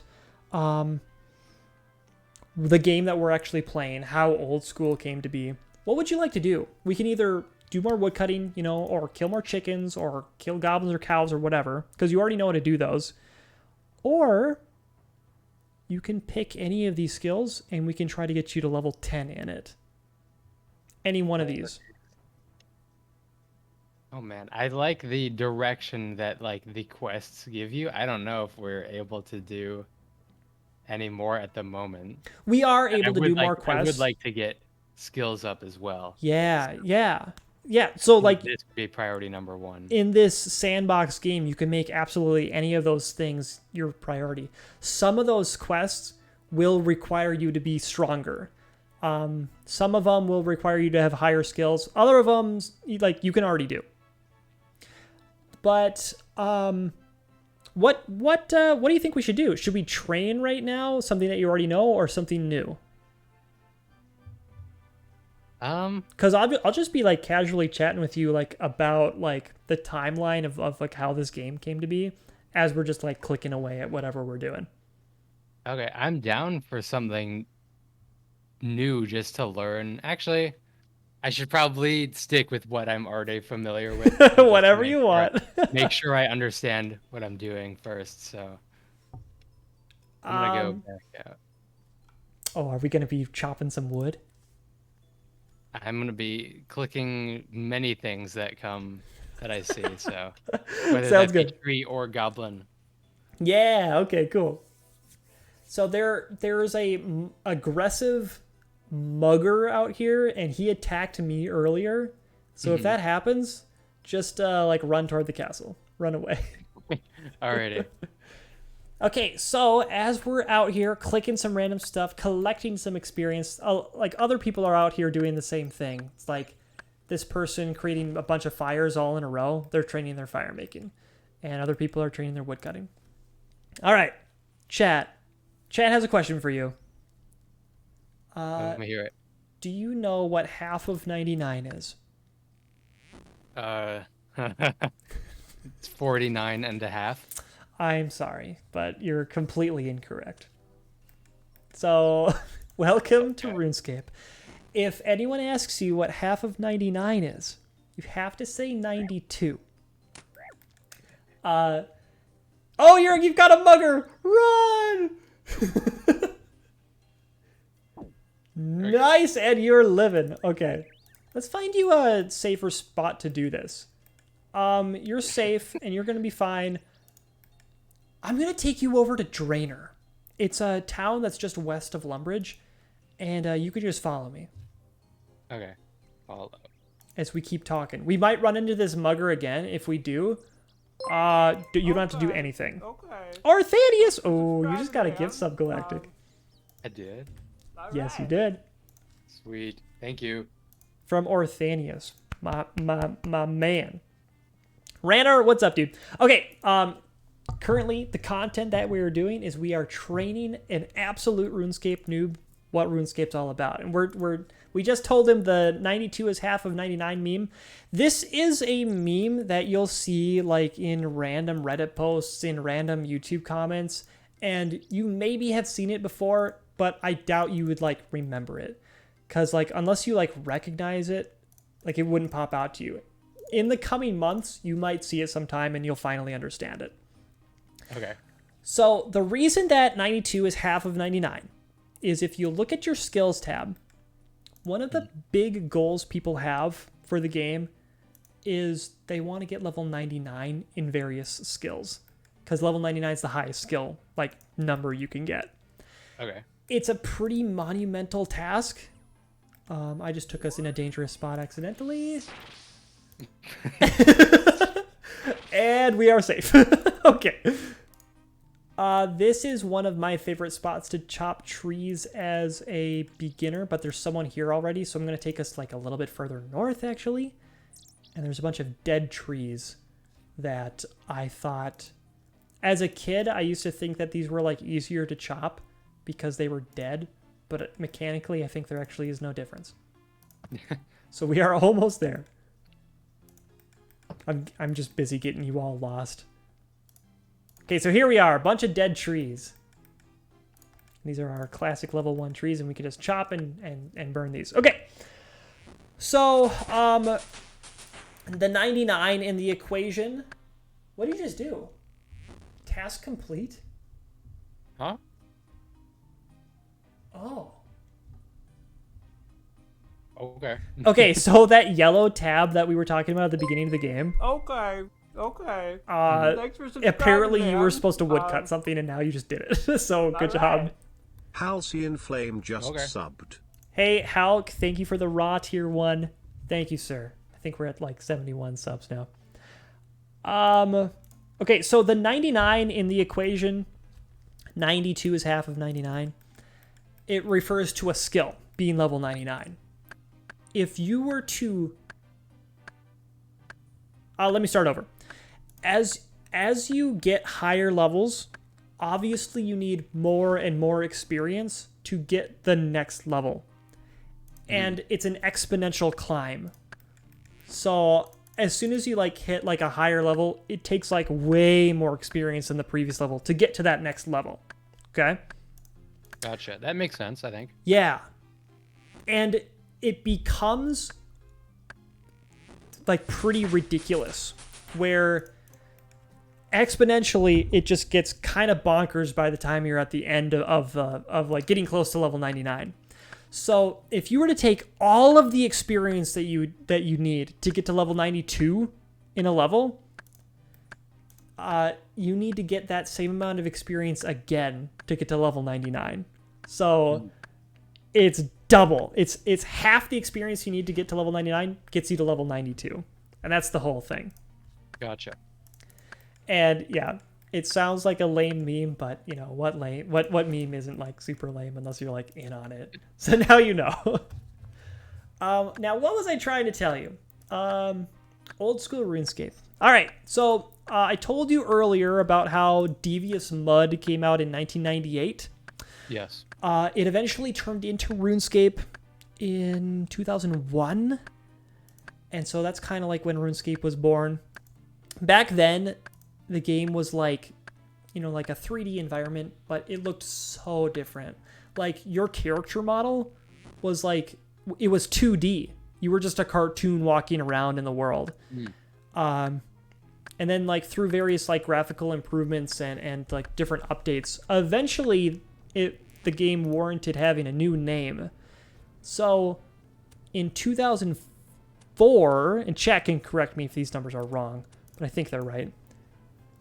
In 2004, the game underwent such a huge graphical update that it became known as RuneScape 2.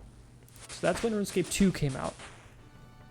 Years passed, and then I think we went all the way to 2013, and eventually there was another insane graphical update, and eventually the game became known as RuneScape 3. Have you ever heard of RuneScape 3, RS3? I think so, yeah. Yeah.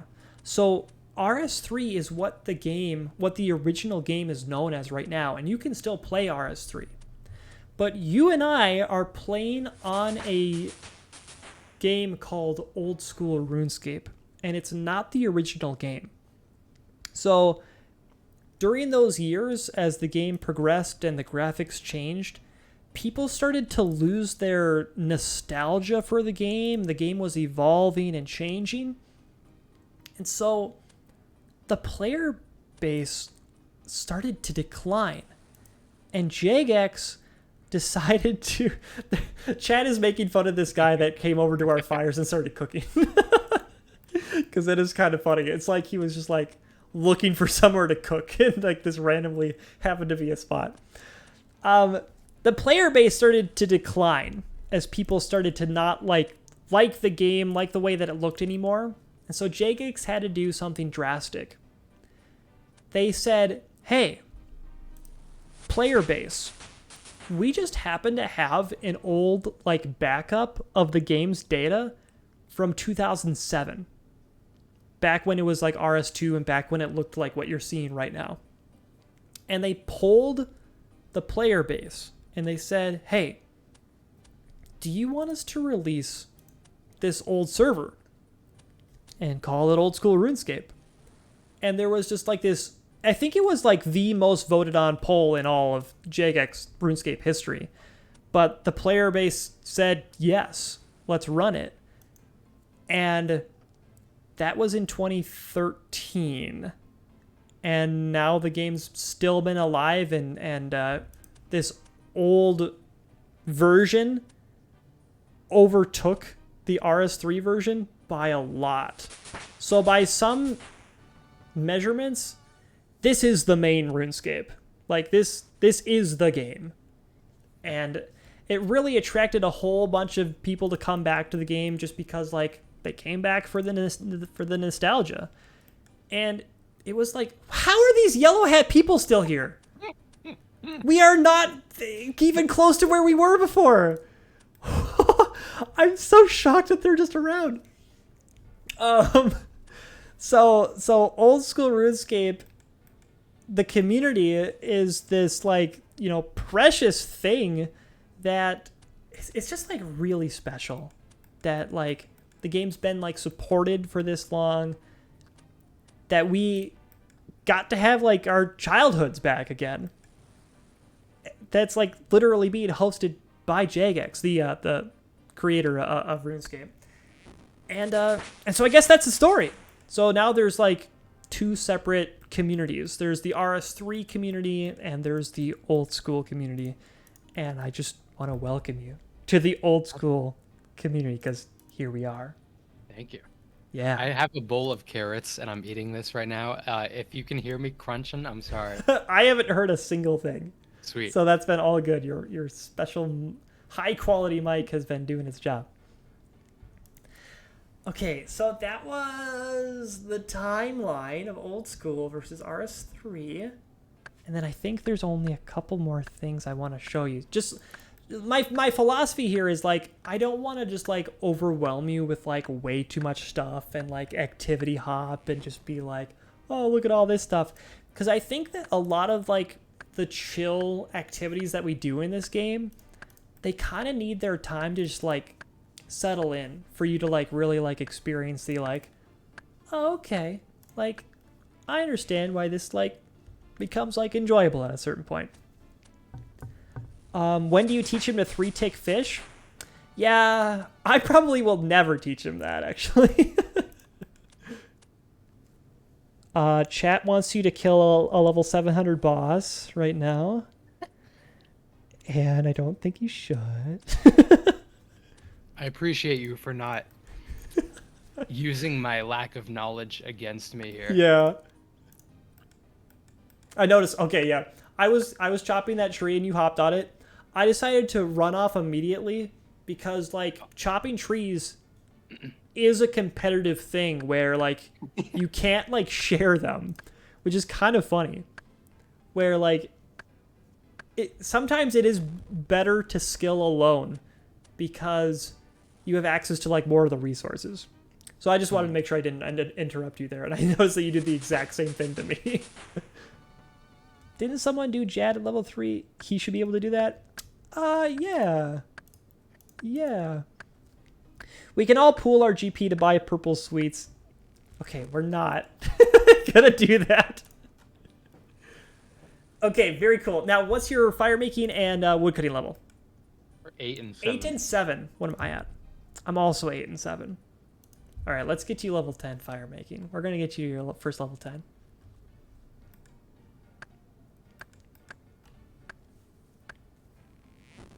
So, as I said, this is a sandbox game. Players, like, make their own goals and choose to do what they want. And generally speaking, either you're training a skill, you're just plain old exploring the game and figuring out things to do, you're doing a quest, or maybe a fourth category would be, like, you're, like, trying to make money. But I would suggest save that for later and try to train skills first. Gotcha. Chad is suggesting that you want to that you should train all the way to level 15 woodcutting right now. Let me just explain why they would think that. It's because maybe you've noticed by now, every single time you chop a tree, it disappears after 1 log. That's only true for the lowest level tree. Once we get onto the higher level trees, they stay standing and you can chop multiple logs from them, which is really sick. Okay. It's, like, way better than doing this annoying, like, 1 log at a time thing. So you're going to get to your next type of tree at level 15 woodcutting. You can now chop, like, you can chop oak trees at that point. And they're cool, and they're all good. But I think that level 15 would take too long. I think it'd be too boring. Level 10 fire making. How close are you to level 10 wood cutting? We're getting there. 154. Now, I just happen to know that you get 25 experience per log, so you need 7 more logs. Now 6 more logs. We'll get you 10 wood cutting too.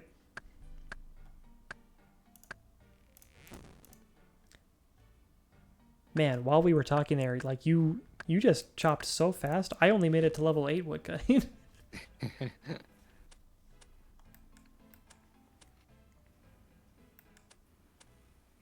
I'm just looking at your inventory right now. You're the kind of guy who picks up everything.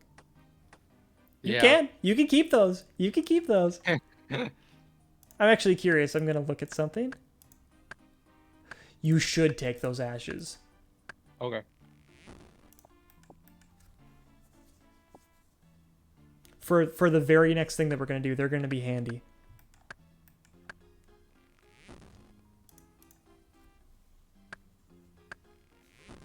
Last log for you.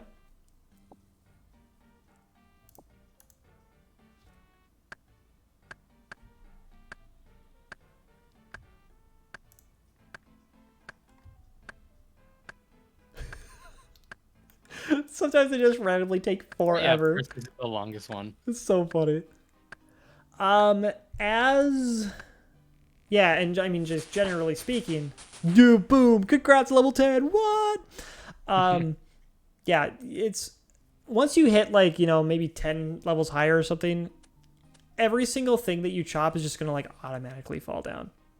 Just, like, really fast. Okay, actually keep the rest of your logs, fill the rest of your inventory up with ash, and then follow me.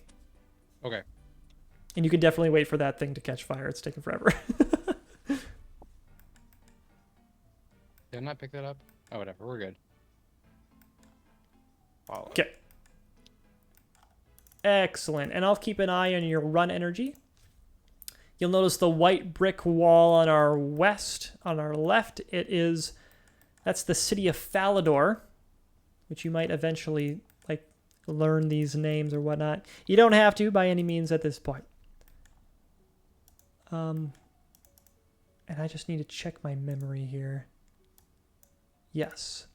Okay, we're not going to go into Falador. We're going to go north here. We're entering into Barbarian Village, guarded by this, like, wooden wall. It's not dangerous, though. It's all good. And we are going to... Where we're going right now is, like, considered by some to be, like, the main city of RuneScape. It's called Varrock.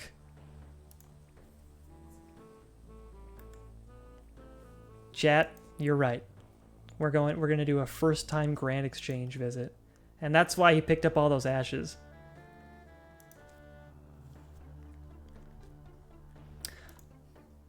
Galactic, I need to tell you the tale of Zezma. Have you ever heard of Zezma? I have not. Okay, I'm going to spell it out for you in chat. So Zezma is the most famous RuneScape player of all time. And he hasn't played for years. But pretty much anyone you talk to, anyone in this town, if you ask them who Zezma is, they would know. He was the #1 player between the years 2004 and 2007. He just, like, absolutely grinded the game and got tons of experience and, like, broke a lot of records. And he was, like, the first one to get, like, 1 billion experience and stuff like that. And he did all kinds of accomplishments. But now you've been introduced to that vocab term, Zezma. Here we are in Varrock. This is like the little center fountain and stuff. Who cares? It's not, like, that grand or anything. Speaking of grand, we're going to go into the northwest of Varrock to get to the Grand Exchange. Chat says, do you smell what Varrock is cooking? I don't. I don't know why. All right, so this is one of the banks of Varrock. And we don't need to go in at all because we're on our way to the place where a lot of people gather. This is probably going to be where most of the people in this server are once we get past these gates. There's already a lot of people outside of it. It's going to get loud in here. Probably a lot of spammers too. Oh boy. Yeah, so here are all the people, honestly. All right. So this is the Grand Exchange, kind of a not very intuitive place, but you're able to use this bank and exchange system to sell items like just to a broad market, and anyone from anywhere can buy your stuff, and it's a good place to come to like get money. So you're talking to the banker right now, and that's going to open up your bank just like normal. If you trade them. So that's your regular bank right there. Now talk to the dark blue shirt people. And let me see if you're even able to get in there.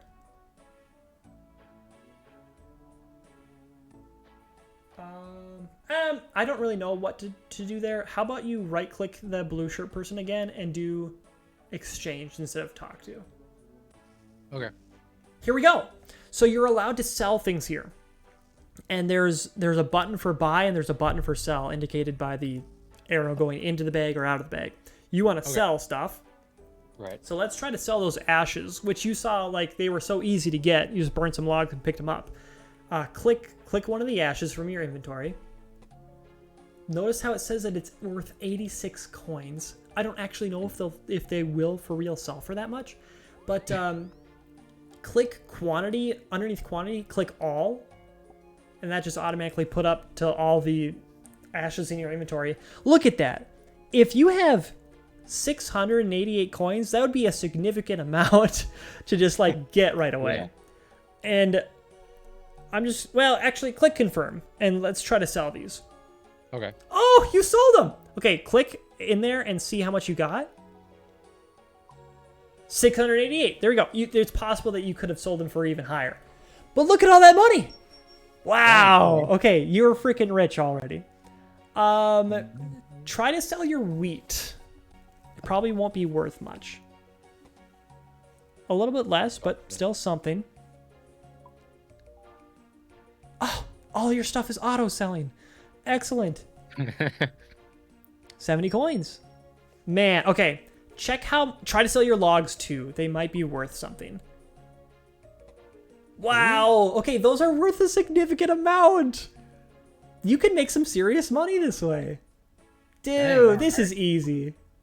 Dude, you just made your first 1K. 1,200. Okay, let's freaking go. That's excellent. Okay, you have way more money than me. Because I didn't bring anything. No, I've got 1 ash to sell, actually, and 2 logs.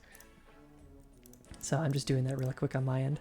All right, so you're freaking rich already. Honestly, this was really easy to get a bunch of money.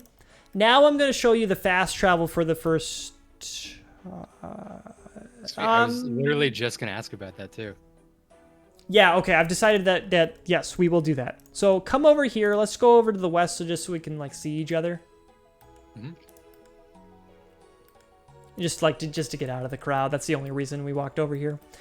To fast travel, you have one option right now. You can go into your magic tab, which is the top right book, and that blue circle is called Lumbridge Home Teleport. Click it. Click. You draw a little circle on the ground, read a little story. Full Metal Alchemist over here. Yeah! Oh, nice. Good call. And this long animation takes you directly back to Lumbridge. But at least you didn't have to walk there. Sweet. So you can go back to Lumbridge anytime you want. But there's a 30-minute cooldown on that spell. Which is not that cumbersome, but pretty handy. You can always get back here. It's pretty close to a bank because it's at the top floor of the castle and whatnot. I just wanted to show you one more like shop down here. Okay. Because you have money now. And this shop can be really good down here. This place is called Bob's Axes. It's like the first little axe shop you find. And Bob is right here, and you can right-click and trade him. You are level 10 woodcutting, so it just so happens that... Actually, let me confirm something. Yes. The bronze axe you can use already at level 1 woodcutting. Mm-hmm. The iron axe you can use at level 1 woodcutting. The steel axe you can use at level 6 woodcutting, and you're above that.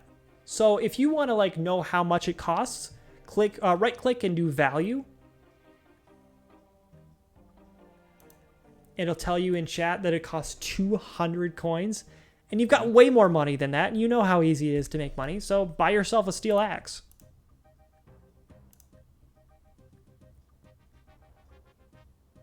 Right click and buy one. Yeah, you have to right click on that. There you go. All right. And you don't want anything else in there. Like, those battle axes are for combat, and you can use them, but I guess not right now. Okay. So do the wooden axes I have are bronze axes? Yeah, those are bronze.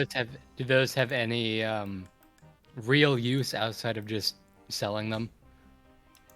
Absolutely not. Okay. I'm trying to think of a contradiction to what I just said, but I'm almost positive that there is no purpose for you. And if there is one, it's because it will be like way later in the game. Mm-hmm. And you would be able to just like get a bronze axe whenever you wanted, if you needed it at that point. Let's chop a tree now and see if it goes way faster. Look at that. Yeah, and so like that's the fastest you can chop a tree. It takes like a couple of ticks. And now you're just like a baller. Oh, it takes one tick? Okay. You're just a baller woodcutter now, and you're like way better at it now. Yeah. So yeah, so if you need to make money, you just found a couple of options. You can burn logs, pick up the ashes. You can sell regular logs. And honestly, those were the things that were worth like, 70, 80 coins, which I honestly don't know why the ashes are so high. Chat, why are ashes worth anything? I don't remember. Chat wants you to buy iron armor, all kinds of stuff. Quests and herblore? I don't, what do you use? Nothing uses straight up ash herblore, does it? Prayer experience? Regular ashes don't do prayer experience. Oh, we got the mugger. So I want to point something out to you. Can you see the mugger right now? Right click him. Yes. He's level 6. His level's like a little bit dark orange or orangish, and that's just to indicate at a glance that he's like stronger than you, but not by like that much. Okay. If things get like a lot higher level than you, they get like dark red, and you're like, nah, maybe I shouldn't fight that because it's dark red. As your combat level grows, their level will change, and eventually that mugger will like turn green because he won't be an issue. If you don't want him, this might be like a little bit too in the weeds, but monsters that attack you automatically stop attacking you when you become more than double their level. So if you get to level 13 combat, he will never bother you again. Okay. Yeah, and that's like not that far away. Okay, I'm gonna try to fight him for you. Get over here, mucker. Why am I walking away? Fight him. Here's why. So there's 2 different types of places you can be in RuneScape. They're called a single-way combat area and a multi-way combat area. We're in a single combat spot, so people can only 1v1 right now. So You can't help me in this fight. But as you can see, I'm like the same level as you, and it's not that scary. It's not that scary. But if you just happen to be like not paying attention, he can kill you. Serum 2 once. Do people make a lot of those? He also doesn't have his tech. Oh, thank you, Luke. Oh, you can now chop with a black axe. Black axes are kind of rare, so I wouldn't really worry about that. Then again, if you want, every time you get access to a new axe, you could go to the Grand Exchange and just buy one from another player. We didn't explore like how to buy something, but you know, it's just as easy as selling. You click buy, type in the name of the thing you want, click, and then put an offer in, and it'll be fine. So honestly, I think you have a foundation to play the game now. You I believe so as well. You've done some skills, you've killed some stuff, you literally have done a quest, and you know about the Grand Exchange, and you're chopping like a madman now. So this is literally like everything that I wanted to show you. So my question for you is there anything else that I should show you now at risk of overloading you? Or do we just call it? I don't think I'm overwhelmed at all. I feel like I completely understand. I think so too. I understand everything you've told me. I don't want to say I understand everything because I definitely don't. Yeah. But yeah, I don't know. What has been something that you think is potentially enjoyable so far? Because I realize we've just been clicking on pixels and it's like it hasn't like led to anything yet. But has anything been like cool yet? It is very just chill. Like I could imagine having this open and in another tab like watching a video or listening to an album. So that's definitely something I want. Yes. I've wanted in like a video game for a while. Yes. Is another game I can That's... not really AFK with it, but you know, it's not requiring of my full attention for the most part. That's straight up what this game is. And you just described it perfectly. Yeah. What you're doing right now is like pretty active, and I already told you earlier, once you hit level 15 woodcutting, it's gonna get a lot more less attentive. And the phrase that people use to describe that in RuneScape is they call it AFK. It's not really AFK, but sometimes like you just don't have to pay attention. And you're gonna get there soon. Chat's really excited that you want an AFK skill, because I think a lot of them do that. Orthadius says, this brings me back to when I used to fish lobsters and box bananas for GP. Dude, Orthadius, me too. Heck yeah. Okay. I'm going to pull you away from the trees, and we took the fishing net out of the bank. Let's go use the fishing net, because I want to show you that. Okay. Literally doing this right now, chopping ewes. Yeah, chat's AFK right now. All right, whenever you're ready, come and follow me. All right. Seems you're a little occupied. But... No, I'm not occupied. We can just walk away. And I won't die. It'll be fine.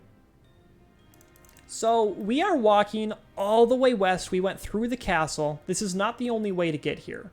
I'm surprised at how far this mugger's walking. All right, that's the edge of his. Are you sure you're not gonna die? Yes. Monsters have like a certain roam range where they can't pass a certain point, and his was a lot bigger than I thought. Okay. So they won't follow you everywhere. Look at this unicorn. Right click on that thing. He's level 15. See that?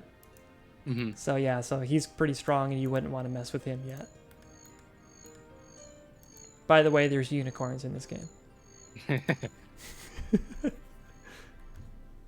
There, actually, another meme, which no one really brings up, is that there are no horses in the entire game. There are unicorns, but there's not a single horse.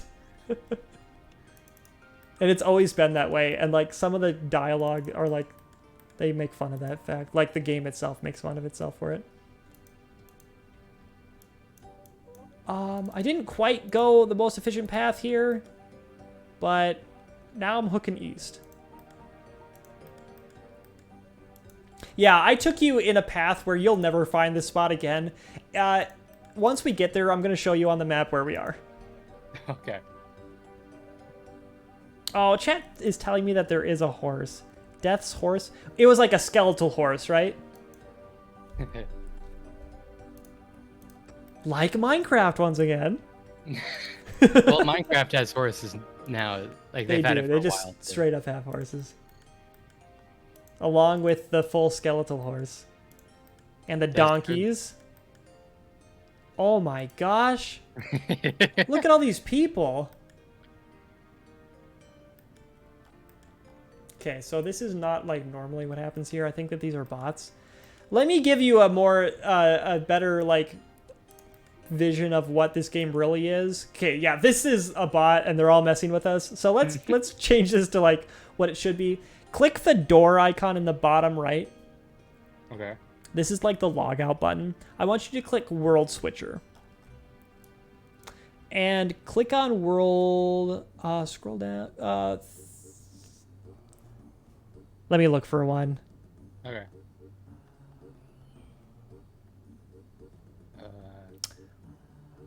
I'm looking for an American flag with a silver star. Let's go to World 394. Gotcha. And then do the middle option. Only warn about dangerous worlds, because who cares? Gotcha. All right, here we are. In a desolate wasteland, this is how it should be. Click on any of these fishing spots. So you can see the little sparkling water. Okay. And you'll start fishing. Ooh. So here we are. This is one of the spots where you can fish shrimp in the main world. There's not very many trees around here. I don't know how far away you'd have to walk for one. But just to let you know like where we are in the world, click on your map and open up the world map. Oops, no. Go back. Yep, go back, sorry, go back. yeah. No, you're good. You learned your lesson there. You're good. Just notice like if you go with your eyes directly up from that, spinning cursor indicating where you are, that's Lumbridge right there. Okay. So I took you in a giant loop around and we could have just walked south, but yeah. And check it out. We were just in Varrock earlier. Yeah, see this big world? Zoom out and explore a little bit. So where was the Grand Exchange? Oh, it's up here. There it is. Yeah. Let's see. Wow. I'm out of inventory space. Oh, yeah. Oh, burn your logs or have- something and give I yourself... have so many wood. Yeah. Oh, since you brought a lot of logs with you, just burn one. Cook your shrimp for the cooking experience. And then I'm going to tell you about a pattern of what happens a lot with items like this. Oh, okay. Click continue. Oh, you can cook herring. When you level up, it interrupts your action, so you have to cook again. Boom. All right. So a lot of the times when you're training skills, you just drop the thing that you've used. So cooked shrimp are not worth much, so I would literally just drop them on the ground. Okay.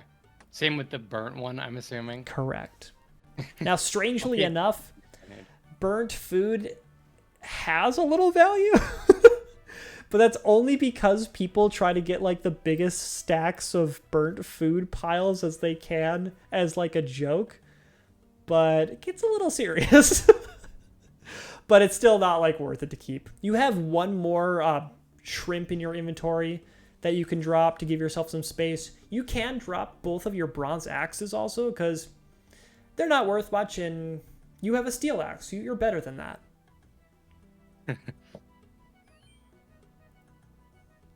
All right, what's up, level 3? I believe the horses were mostly wiped out in the God Wars. Okay, so there's a lore explanation for why we don't have horses. Unicorns survived due to intervention by the gods. Yeah, that is cool. That is cool. What's up, 37? Yes, we're at the tail end of the introduction and lesson, but Galactic Hole has been crushing it. We're looking at his screen right now. And he's fishing some shrimp. He's got the wood cutting. He's got the fire making. He's got like so much cash. Oh, you're 2 coins short of 1K. Okay, let me show you how to trade. I just right-clicked on you and traded. And if you do it, now that that pink thing's there, it'll pop up a window. Ooh. Oh, I was going to try to give you 2 GP, but try to give me money and see what it says in the chat. Okay. Thanks for It says you can't trade yet.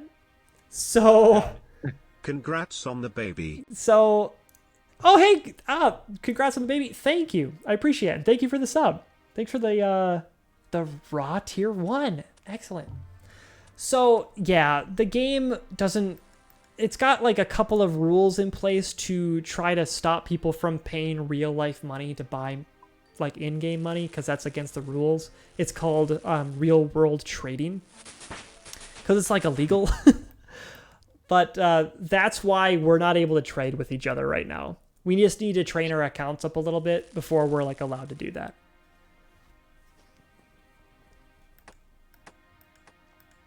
Yeah, you got it. Your bronze axes are also worthless. All right.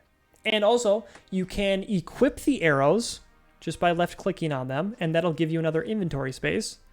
And that didn't get rid of them. It goes onto your person, which is the tab right next to your inventory on the right.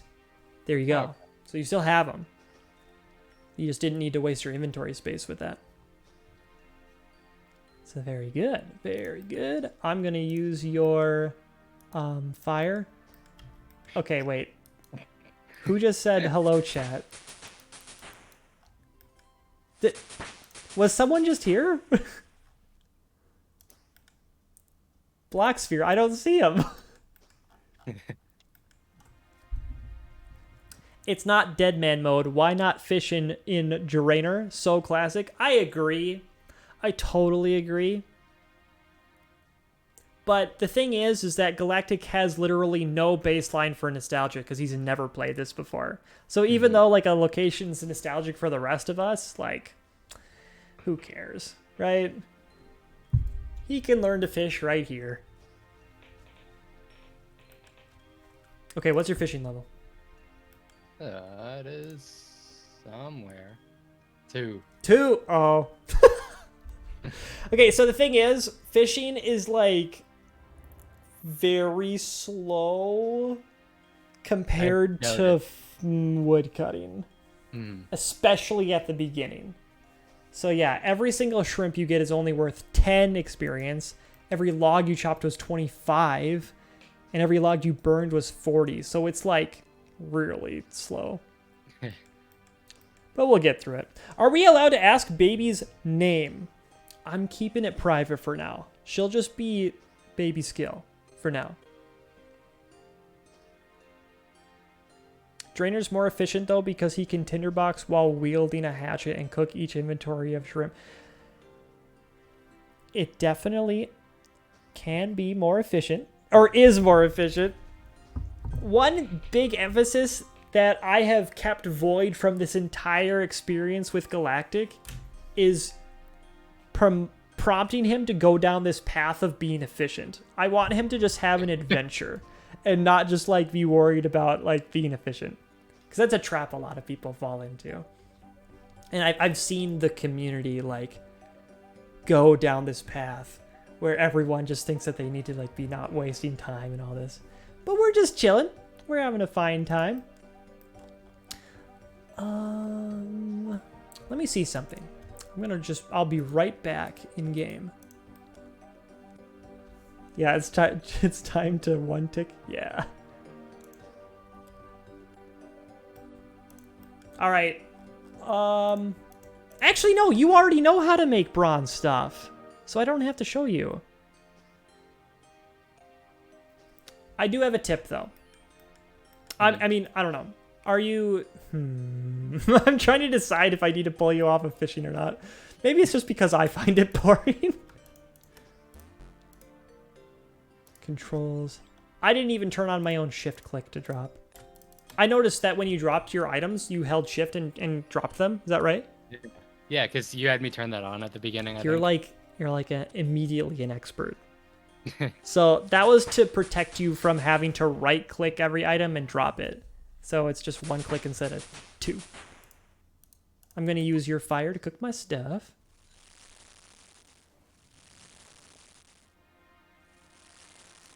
And it looks like I'm kissing your butt. I'm not even putting stuff in the fire. Yes, you're on the fire. Chad said the same thing, kissing his butt.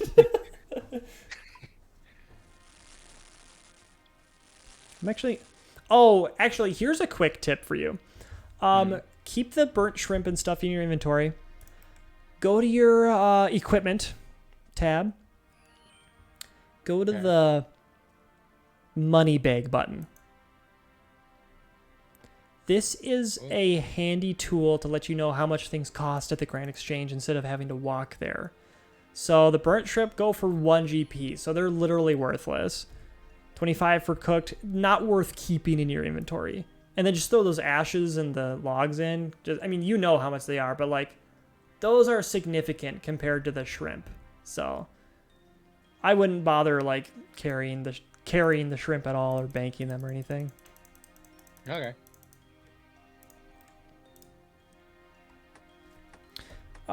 Fishing level now? I made it to level 3. I am at 2 still. Yeah, 3. Oh, you are too. Yeah. I'm crushing you. Can I go through a mod to show you a stream appropriate Reddit post regarding RS that is humorous? Throw it on my Discord, and I'll be able to see it. I'm gonna go to the bathroom real quick while Sounds this good. does its thing. Excellent. Yes, you already understand AFK. Chat, how we doing?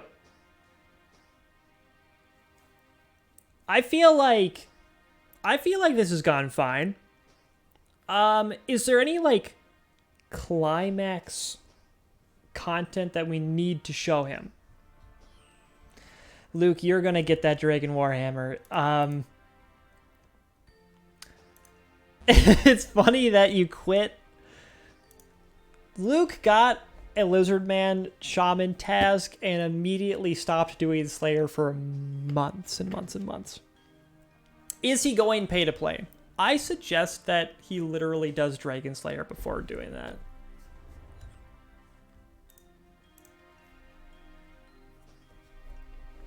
We did Cook's Assistant.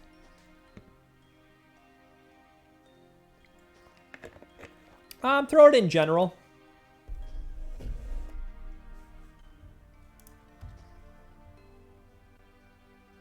Oh, I just realized we're actually looking at a Discord screen right now. So I'll be able to look at that after stream. Maybe show him the joy of rune crafting. Yeah, I would literally love to. And I think it wouldn't even be a bad idea. But what I don't want to do is rune mysteries right now. We should go to LMS? Yeah. That would suck. I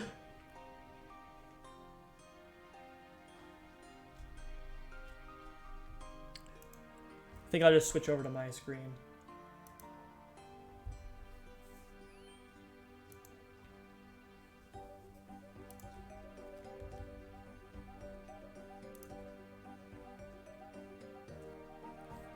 Boys, I just got a special little message from Ingus about my baby. Isn't that nice?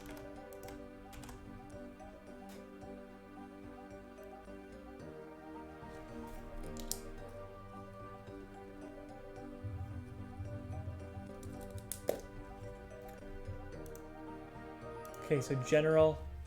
The game has fishing in it. It's so relaxing. I saw that post, actually. Yeah. I can tell why our conversation of what we were talking about. Our conversation of, like, tick efficiency and stuff probably reminded you of that, right?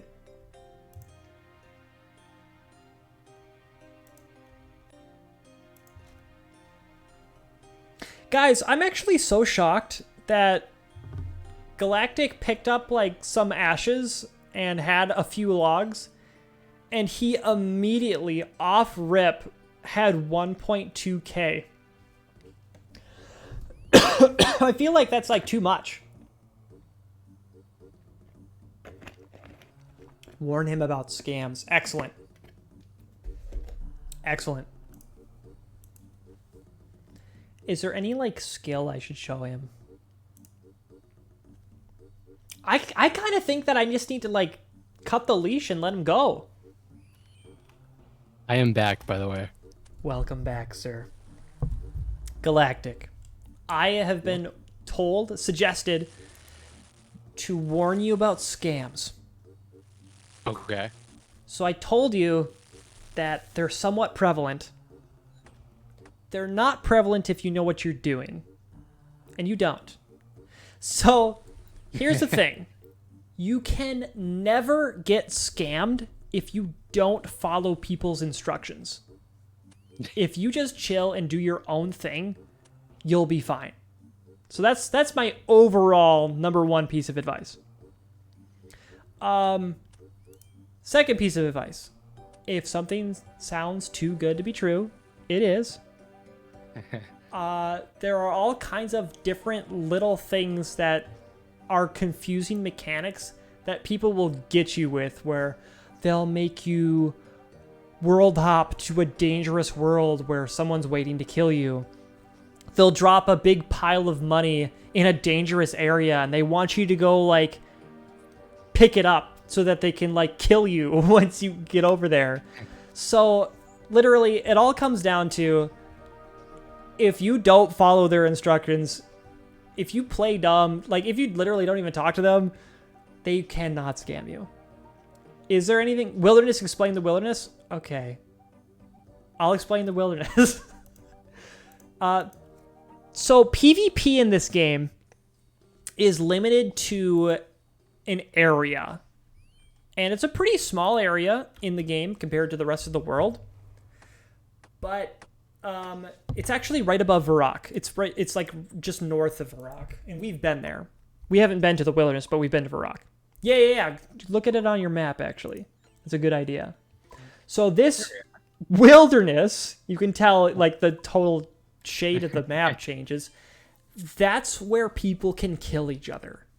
And there are just like little subtle scams where if there are items sitting out there and you're just happy to be walking by and see them, just don't. Just don't go after them. They'll try to kill you. Chat is saying that I should scam you to teach you. You can never get scammed if you make an Iron Man. Oh, that's a good point. Okay, so are there any other like things in your mind that like maybe you've heard of before that you want an explanation of? Because we've talked about, you've had questions before we even started streaming that I left unanswered, and I probably still haven't answered them. So is there anything that just comes to mind? Not at the moment. I think I feel pretty confident about everything so far. I thought of one. Okay. Remember when I talked about membership and I told you that you asked me like 2 weeks ago, you were like, I've been hearing that there's a way to pay for membership without paying real money. And you asked if that was real. And it is real. With a somewhat of a caveat. It's pretty dang expensive. So, you know, we played for a little bit, admittedly, and you literally brought like half an inventory of ashes and logs to the Grand Exchange, and you got 1.2K. That actually seemed like a very like big amount of money to me for like a new player. But when we're talking about buying membership with GP, the numbers get a lot bigger. So I don't actually know how much it is right now, but I think that it might be something in the along the lines of like 6 million, 6 million gold. And if you pay that much, you will get 14 days of membership to play in. So how does that strike you?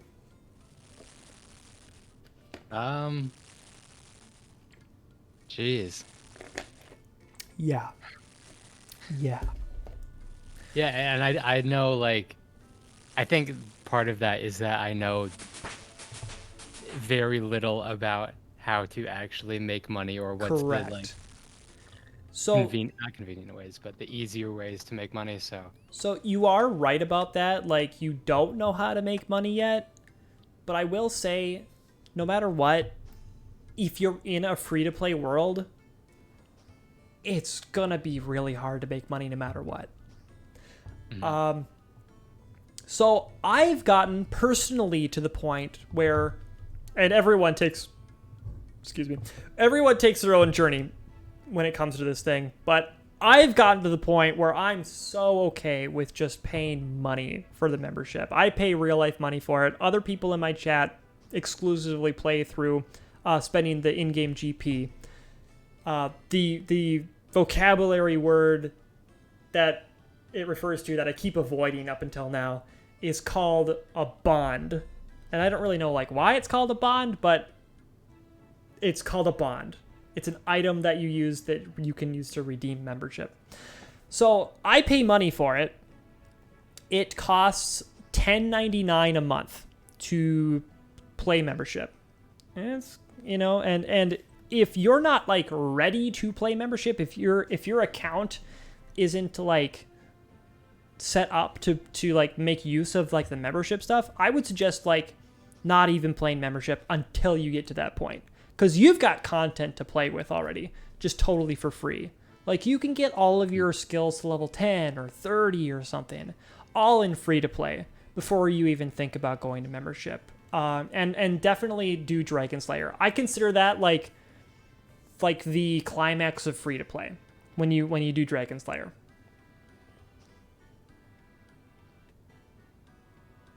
Yeah, Potato Jackie. I don't think he's going to be making that 99 smithing just in free to play. Yeah.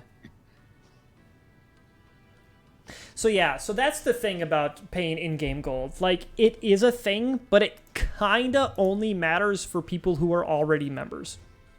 Gotcha. Because that's how you like gain access to actually making money.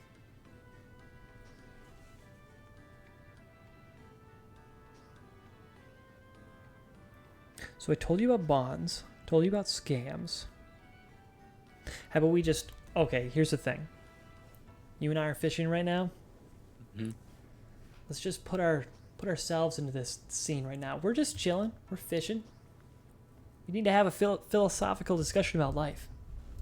I'm down for that. So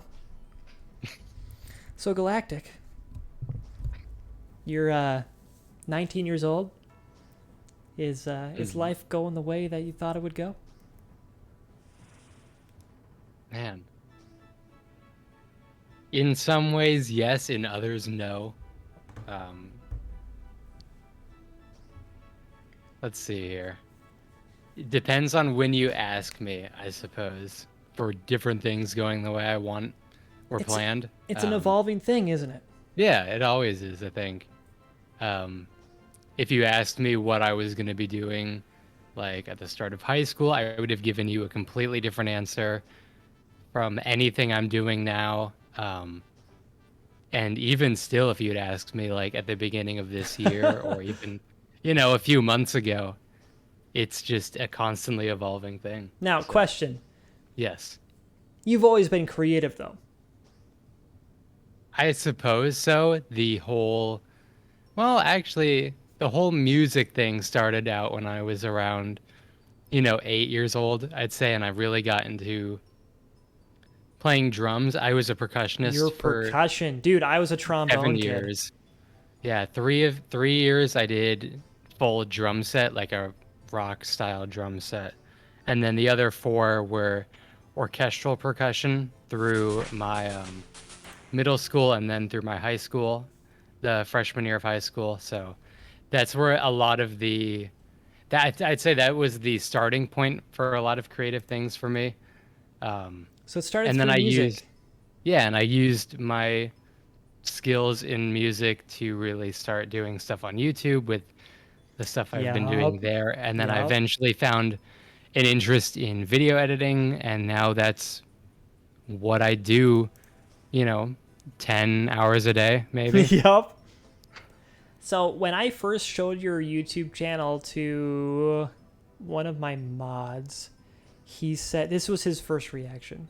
He said, "Whoa, Zoomer humor." How do you react to that? It's not wrong. I mean, it's pretty much what I do, and I make videos that make me laugh or, interest me in some way. So I definitely come from a lot of this, like, Oh, you made a fire. I need it. Let's go. yeah, I come from this very strong internet humor sort of Yeah, background. you ain't no normie. You're I guess not. You're a deep internet user. You're a heavy memer. I suppose so. My interest in current memes, I suppose, has definitely dwindled over time. Yeah. But I still try to keep active with what I see on Twitter or whatever. But Yeah, you posted like a SpongeBob meme the other day. I did. Can I admit something to you? What is it? I think I understand your tweet, but I don't. I'm gonna pull it up for stream. And I'm gonna narrate it to them once I find it. Alright guys, we're gonna peek into Galactic's mind here.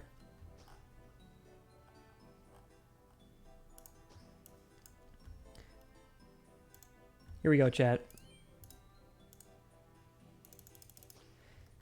Here's how things work. I in the cold food, you out hot the food, then the customer eat the food. 30 likes. I liked it. I liked the tweet. I showed support to the boy. To the homie. Now I need help. So I think I remember, like, it sounds very familiar to, like, the original quote. But did you just, like, reverse some of the words order? It's here. There's the original image I sort of based off of it. I just sent you in I Discord. probably need that, yeah. Which is the it's that combined with Yeah. a scene from SpongeBob. Why do they call it? Oh wait, sorry. I gotta show stream. Okay, I actually have seen this panel before, and now that's hilarious. Why do they call it oven when you oven the cold food of out hot eat the food? Yeah. Okay. Have you ever seen Garfield without Garfield? Oh yeah. I know exactly what you're talking I about. loved that. I wonder if it's still going. Okay, I'm gonna Google it right now. I feel like if it's still going, they would have run out of comic strips to do it. It's Garfield minus Garfield. Mm-hmm. The most recent one was August 4th, and then the one prior to that was June 6th. So they're getting a little bit more rare. But dang, yeah, that's funny stuff. I love it. Okay, so excellent work in your meme. I appreciate it even more. Thank you. So yeah, okay. Huge memer who claims to not be a memer. The start of my creativity. I've never actually thought about it. I haven't thought of it in those terms. I have thought of the start of my video editing, and I can point to a clear moment. I was watching YouTube, and it was like 2007, which is like really early YouTube days. And people were making RuneScape music videos. And that was kind of like the first like breakout thing that people did with like RuneScape content. And I was like, wow, I want to do that. And so I used Windows Movie Maker and I made 2, or I tried to make more, but I think maybe 2 made it out. 2 RuneScape music videos. And like I learned things like how to like edit to the beat of the music and all kinds of stuff, which I thought was like really important. So that's kept me on video editing like for the rest of my life after that. Nice. And now that's how I make my money. I think that's sick. Will this be I a didn't get regular it. segment now, says chat. Sorry, what did you say, Galactic? I was gonna say I didn't really get into YouTube at all until like 2011, 2012, I think, you which was mainly understand? due to Uh, it was. do What are you saying? Do you know that I hate you? Why? Here's why. Because you are effortlessly, incredibly talented and successful with your literal, well, I guess not literal, figurative millions of YouTube subscribers that you just pulled out of nowhere. I've been grinding at this for like a decade. Or wait, no. You've been doing it for a decade. I've been doing it for like 15 years. What do I have to show for it? Just a measly 4,000. And like pretty much all of them I got within like the last year. But congrats. That's really sick. But I totally cut you out. You were about to say something else. No, I was just saying I got like into watching YouTube stuff around like 2011, 2013, just because that was around the time when I found out about Minecraft through some kids at my school. And I just really enjoyed that game and found out about content through there. And then I didn't actually create my YouTube channel until 2015. And then it was just a lot of random me posting whatever the heck I wanted to. And I kind of want to go back to that in some sense, which is sort of the direction I'm taking ideas in right now. But Everything that you're considering you're going to be doing on your main YouTube channel? yes. Okay. I have like one other thing that's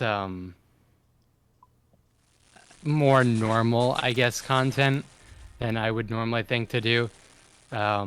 Just because of Deltarune Chapter 2 coming out, and that game series has been like a huge inspiration for me. So I saw you tweeted something about how you're going to make a little bit of content around it, right? Yes, I have a video planned, and Sick.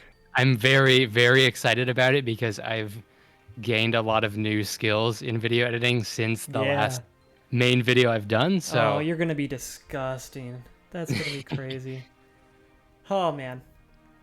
But yeah, other than that, then it's just I have this Google Doc that just has like this huge list of ideas and like scripts for ideas for videos, and like, I mean, not scripts, but just like like storyboards and just huge ideas, which is something I never do. It's really exciting to see everything come together and to just have this huge wave of inspiration, even if it's for what is probably going to be some of the stupidest content I will ever make, but that's what I'm always about. That's incredible. I know what it's like to storyboard something out. It's the most satisfying thing ever. But it's also the most disheartening when you don't finish it. So keep the grind on. Like make sure you get through that stuff. And we've talked about that before. There's that challenge of I can have an idea, but then actually executing the idea exactly how I want to is completely different. Yeah, and then when it kind of shifts away from your original vision, it's so demotivating to keep going with it. Because it's I can't quite hit my what my mind's eye is seeing as the beautiful thing, because the skill's not there. That's what I've experienced before. Yeah. So that's cool.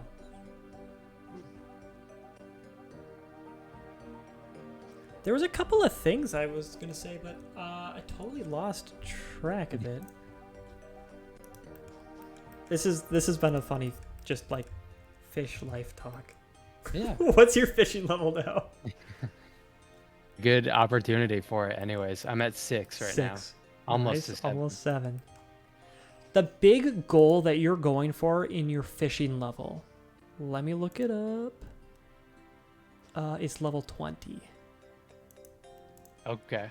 And I think you literally just do this all the way to level 20. So it'll take a little bit. But once you hit 15, you'll just start pulling in anchovies as well. and the experience will significantly increase in speed. Boom, level 7. Nice. Chat asks if this will be a regular segment. I think that this should be a segment as often as Galactic wants to, for one thing. That'd be the priority. And then I think the second thing would be, like, if there are things to, like, show and teach you. Mm-hmm. So meanwhile, like, now that I've shown you the game, I think that you should definitely play on your own, whenever you want to. Mm-hmm. And just, like, keep training skills. Literally, don't be scared to just, like, pursue anything that looks cool. Maybe do a quest here and there. Just, like, do anything random. Yeah, and if you, like, want to do something and you, like have literally no idea how to start it, go right-click on the skill, and then there's literally a wiki button now. So it just opens up the wiki for you. I never used to have that. That's cool. Chat says get him into Group Iron Man. I don't think that makes any sense for a new player to do. I do not even know what that really means. Yeah, so. It's a niche branch off of a niche mode. So I can tell you what an Iron Man is. Sure. So this game came out, blah, blah, blah. One day, a content creator made a very popular series called Army of One. And he decided that he was going to play this account and never, ever trade with anyone. And nor use the Grand Exchange. So every item that he got, he had to get it himself. That became such a popular concept and idea that they released it as an official game mode. And that's called Iron Man mode.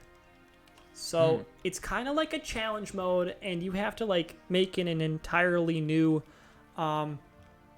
account to play that way. And it's pretty popular. Like, I have, like, the occasional couple of Iron Man accounts. Like, it's not that uncommon for people to have, like, multiple accounts, by the way. But you should only make, like, another account when you're, like, what you're after with another account. Yeah. Like, you've got your hands full right now with one. Yeah. And that's fine. So there's Iron Man mode, and then there's different flavors of Iron Man, where another kind of Iron Man is called a hardcore Iron Man, and that account is you can't trade with anyone, but also you only have one life, and if you ever die, you lose your hardcore, like, prestige, like, status thing, and you can't ever get it back. The connections to Minecraft just deepen Yes, with every turn. You're right. Yeah, and I don't know which came first, hardcore Minecraft or hardcore Iron Man mode, but it's definitely a fad that swept through gaming around that time. Have you explained magic and teleports to him? Really, I have not. But we did a little bit of magic on Tutorial Island. You need runes. Speaking of runes, let me take you north right away. Let's go. All right. Perfect timing, as I have a full inventory. Yeah! And I noticed that you got a level, like, right when we were leaving. Yeah, that too. And then there's hardcore. There's another Iron Man called Ultimate Iron Man. And that account can't trade people. It can die. It's got multiple lives, whatever. But you aren't allowed to use a bank. And that becomes, like, more significant the more you understand the game. Where, like, one big point of the bank is that, like, if you die, all those items are safe. But if you die as an Ultimate Iron Man, you lose all your items. And that's really significant. It's really bad news. It's also just, like, really annoying to, like, manage all of your stuff as an Ultimate Iron Man. So, pretty significant challenge. Yes. I'm going to talk to Adventure John, because we... Oh, let's do it. Yeah. See what he gives you. Opening task. He's literally not on my screen. Like, there's nothing here. This one. Oh, drop don't some have to shrimp. I'm gonna cook them first. Yeah, cook them. Good idea. I'm not trying to do the there. Okay.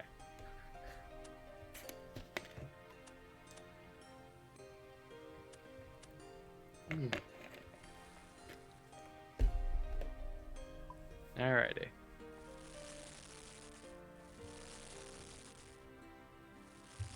Oh, we didn't even check how much feathers were. I'll do it right now. I've got feathers in my inventory. Okay, it says that they're 3 each. So you might be able to sell them for 3 coins each, maybe 2 each. But as you kill chickens, like, they drop them in stacks of 5, 10, or 15. So if you get a chicken and it drops 15 feathers, that's 30 to 45 GP. Not that bad for just, you know, casually training your combat stats and picking up an item that stacks. Good on him for not wasting experience. Yeah, I was going to trick him into wasting experience right there. You've completed getting starting with fishing. You got a fishing rod and bait, and you got... Oh, he just handed you an iron axe. And 20... That's money right there. Okay, can we, like... Can I just explore this tab with you? Go into the tab and see, like, what are your paths that you're supposed to do now? Here... It's in... Yeah, yeah, so that you don't have to always come back to this guy to look at it. Show paths. And then click either one of those, yeah. This is the one we've been going through, and then we have not done like any mining yet, which is cool. So if all you have to do is get level 5 mining, we can do that, and then you can get free stuff. That'll be good. And what are the combat things? You could get a steel sword. Oh, and if you have members, you'll get 500 GP. Yeah, whoop-de-doo. Like, that's okay. Oh, dude. They just give you swords. Okay, so yeah, once you hit level 5 and 10 in these combat skills, definitely come back to this guy and get your stuff, because that's significant. That'll be good for you. The reason that I brought you up this way was... Okay, this will be in teachable moment, because I forgot something. So these guys are called the tutors right here. The way to train magic is you need runes. It's kind of expensive to constantly be buying runes, but there's a magic tutor right here, and if you right-click her and click claim, it's not going to give you anything, but she says you have mind runes in your bank. So here's the thing. If you have 0 mind runes and 0 air runes, she gives you 30 of each for free every 30 minutes. And I think that's pretty good to get. Yeah. So if we go to the bank and get the mind rune and runes, we'll be able to trick her into giving you the stuff. And I just want to show you this trick. Okay. First stream, love the Leagues videos. Oh, dude, nice to see you, and thanks for being here. This is also a special stream because this is the first time I've streamed since having a baby, but then also we're teaching a RuneScape baby how to play the game. But nice to have you. So, Galactic, my claim to fame in the RuneScape community is I got really excited about a game mode of RuneScape called Leagues 2. I was also there for Leagues 1, but I made a bunch of YouTube videos about it, and then, like, people gathered around me for that. So sometimes people pop into the stream because they saw my Leagues content. So that's what happened right there. Gotcha. Okay, go into the bank and take all of your air runes and mind runes out.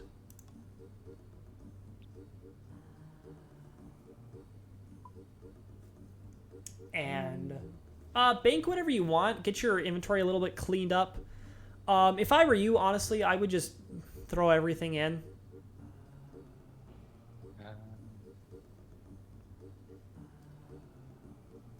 Get the rod out of there, the bait, because we don't need those for sure. Put the bow away. All right, let's run with that. Good, yeah.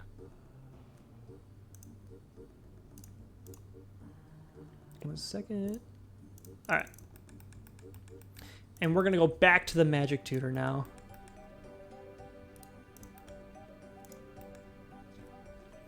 You saw in the YouTube post? Gotcha, gotcha. Okay, so you actually showed up because of the YouTube post. Oh, that's so cool. What a dope idea. You're so nice. All right, do you remember where she is? Yes, I think so. Nice. And I'm really impressed with that, honestly, because, like, I just remember my first memories of RuneScape. The game literally looked so unrecognizable. And I just know, like, as you spend more time in the environment, it makes more and more sense. But I would imagine that this is just all so confusing. All right, so if you right-click claim her, the same thing will happen. She won't give you the stuff. So here's the trick. Drop your air runes and mine runes. They won't, like, no one can take those things from you because they're invisible to other players for a little bit. And you got them. Now just pick up your stuff again. And you just got the stuff and you scammed her. So, excellent. Is this your group Iron Man partner? Not quite. So now we've got, like, a crap load of stuff. Bunch of mine runes, air runes. I want to finish off that mining adventure path for you. And this is, I'm going to take you to the place where I would suggest doing it. It's, like, right next to the fishing spot we were just at. Okay, And, I will need the pickaxe, I think. and excellent thought, but there is a guy down there, and you would never know this. There's a guy down there that gives you one. Okay. Which is, like, that's a really good catch for you. You're already a RuneScape pro, realizing, like, okay, I need to, like, gear up before we go out to this place. Because it's so annoying to, like, go somewhere and be like, I need my stuff.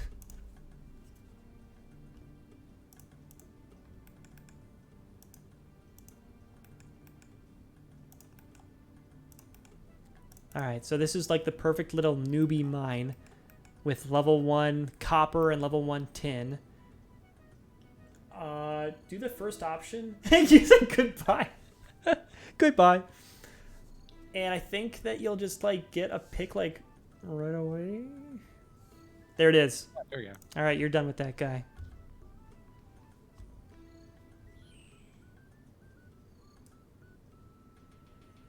I have a request for you. Yes. I have 10 raw shrimp and I need to cook them. Can you burn those logs? Yes. There we go. Sick.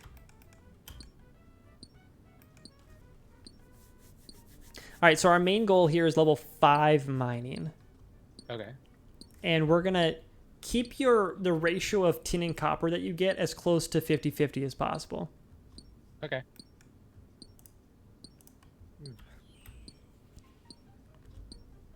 It's weird seeing RuneScape normal again. It can't be, like, HD hasn't been out that long. So there was, like, okay, so there's, like, always some, like, new news that's happening in the RuneScape community and people being, like, all dramatic about it. The most recent dramatic thing that happened in the community was some guy independently spent 2,000 hours creating a, like, mod for the game that makes it look high definition and adds shaders and shadows and all this. And then as they announced it, Jagex, like, contacted him and was like, you're not allowed to release it. And so everyone got, like, the community kind of, like, rebelled, and then Jagex let off, and now the player base is playing with the HD plugin, and everyone's having a good time. That's what chat's talking about. Been playing on HD for like 12 hours a day for over a week now. Yeah, and so Galactic, some people play RuneScape a lot. I figured, yes. Yeah.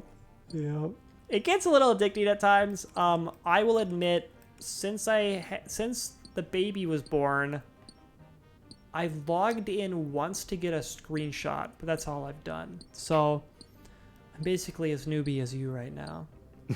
Rusty. I'm about to get level 3 mining. How are you doing? Close to. Oh, 3. you're like the exact same as me. Yeah. People don't play it a lot. So I made a... Okay, so I never actually got around to telling you about group Iron Man mode. So Iron Man mode, as I described it to you, has existed for years now. People love it. It's like playing a single-player game mode in a multiplayer world and whatever. It's cool. And this is such a convoluted idea. But the most recent mode that they're going to put out is called Group Iron Man, which means you get to play the single-player game mode in a small group of 2 to 5 people. So it's like single-player, multiplayer in a multiplayer game. And so my chat's been buzzing about Group Iron Man because it's like the kind of like the thing that's on the horizon right now. I put a video out inviting people in the community to come into my Discord and look for Group Iron Man partners. And I suggested that they fill out a little survey. And one of the things that I wanted them to answer on the survey was how much they played. Because I think that people that want to group up with other people would want to have like similar play styles, play similar amounts of time. Yeah. Which, you know, makes sense to me. And I didn't anticipate how almost every response... Let me read these to you. I'm going to open this up. Let me just find it here. All right. In reverse order, I'm just going to read just the estimate of weekly playtimes from the people that like filled out surveys. So most recently, 40 to 50 hours a week, 60 to 80 hours a week, 70 to 100 hours a week. These are all, I'm not skipping any. These are all in a row.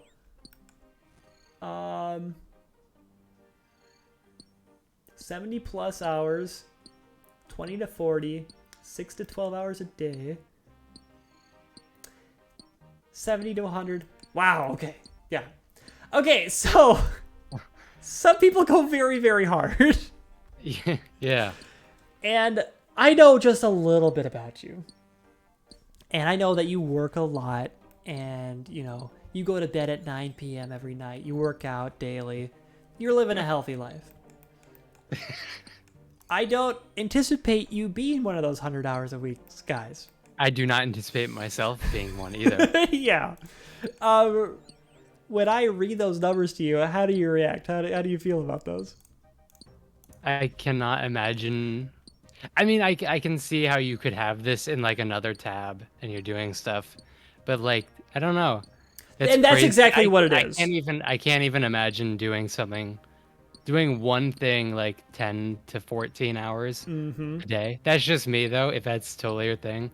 Yeah, cool. I think that it's a thing where you slowly build up a resilience and not that like it's intentionally happening, but for a lot of people, they need to play more and more to get more dopamine and stuff. And so it turns into that like spending a significant time. Like rock number go up. Yes. I need to make my rock number go up. Okay, are you level 5? I am 4. I am out of really? Drop I need one more. 1 and mine 1 more. Oh, yeah.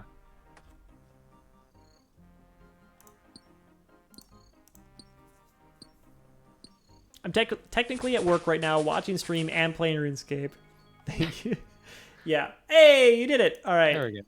So let's fast travel just like before, since it's been over half an hour.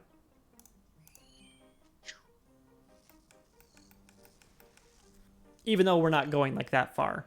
Still a little skip. Chat says he doesn't anticipate it yet.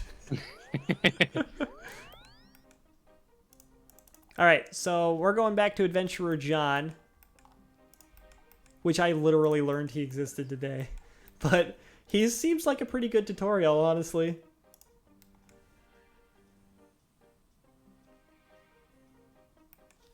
Yeah. 100 hours a week. That's enough time for almost 2 hours of not OSRS or sleep a day. I know. So yeah, I don't think I've ever gotten to 100 hours in a week, but like my childhood, my high school was very different than I am now. I don't play too much anymore, Galactic. I'm looking at your inventory. and I'm looking at a green lamp. Mm-hmm. Lamps in RuneScape mean experience. Okay. If you click that thing, you can put experience into whatever you want. Ooh. What is it even called? Lamp of the Gatherer. Gain 150 in... Oh, you can just choose. I am probably going with fishing. I think that is an excellent choice. Yes. Yay. Oh, it just barely didn't give you a level. But that's okay. All right, so the reason that I wanted you to mine in like a 50-50-ish ratio is we are very close to a furnace right now. Okay. So we can just go north and make some bronze bars. Meanwhile, you notice how you've got like a piece of paper with tin and copper. Do you understand what's going on with that? Not really. Yeah, and I just realized, like, yeah, of course you. Those And are, we had the one with wood earlier. too. yeah, those are called banknotes. So, the advantage of banknotes is that items are stackable. The disadvantage of banknotes is that you can't use them as like their original item selves. Oh yeah, and you're navigating this like freaking menu for the first time. The first one is your bronze bar. Okay. And click it, and it will just auto do all of your bronze bars. Oops. I know about the anvil as well. Yeah. And like right here, so you're smelting those into bars. We also have an anvil right out here. Mm-hmm. And we're going to be able to go over to the general store, buy a hammer, and train your smithing. Cool. Alrighty. And this is the same general store that we were just at before.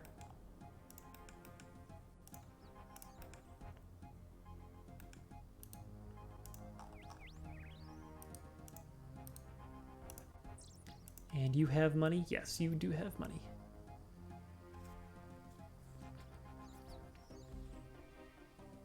One coin. There you go. Alrighty. And go back to the anvil. You can either choose to just click the anvil, or you could use a bronze bar on the anvil. They both work.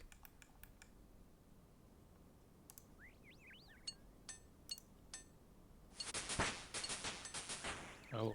And remember that like the white text is right. the things that you're able to do. So do you want me to just make? So it doesn't really matter which one you make. The amount of experience that you get is determined by how many bars you use. And so these are both going to give you the exact same amount of experience. Okay. And they're both not worth very much. Okay. So pretty much, honestly, you might choose to just drop these on the ground.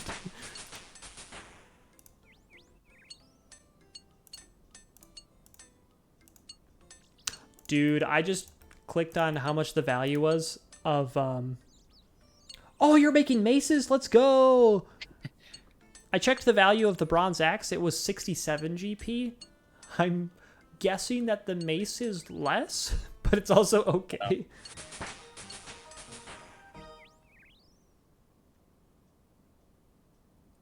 And I'm very curious. Like, I just want to see.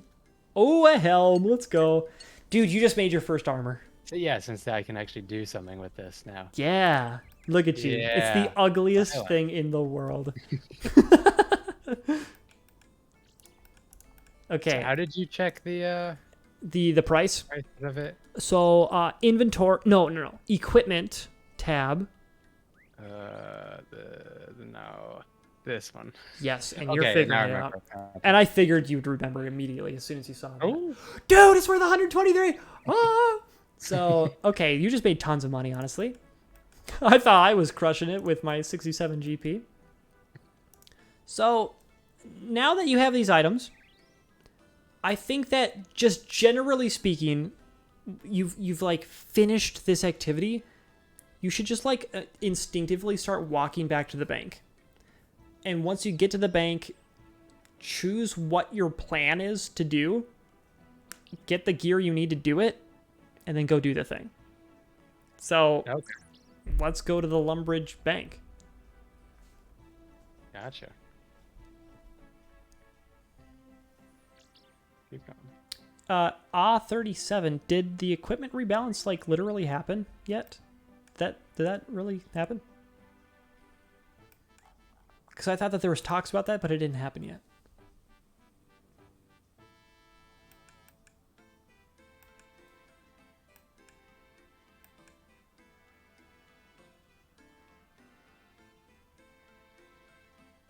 Wait, okay, so maces are stronger. Okay.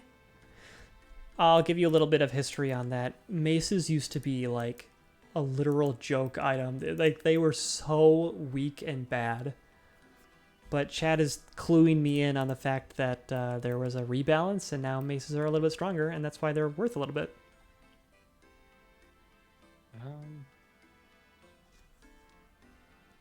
What are we planning on doing next? I need to leave that up entirely to you. What do you want to do? What do you want to accomplish? I think I would like to probably next start looking at some of the attack stuff, since that's You're looking at your level 1 skills. Excellent. yeah, attack and magic in some form as well. Excellent. Actually, probably magic first, since I know less about how that stuff works. So, when we do your magic, magic is a little bit gated by money. You have some equipment. Yeah, we'll do it without a staff, honestly. Click the button to just, like, throw all of the stuff in your inventory at once. And throw your worn equipment in there as 2.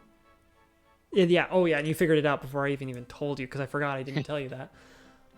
And let's get geared up for what you want to accomplish. You want to train magic, and you want to train melee. So get your mind runes out and your air runes, because remember, those are the 2 runes that you needed to train, or to use Wind Strike, which is the weakest spell.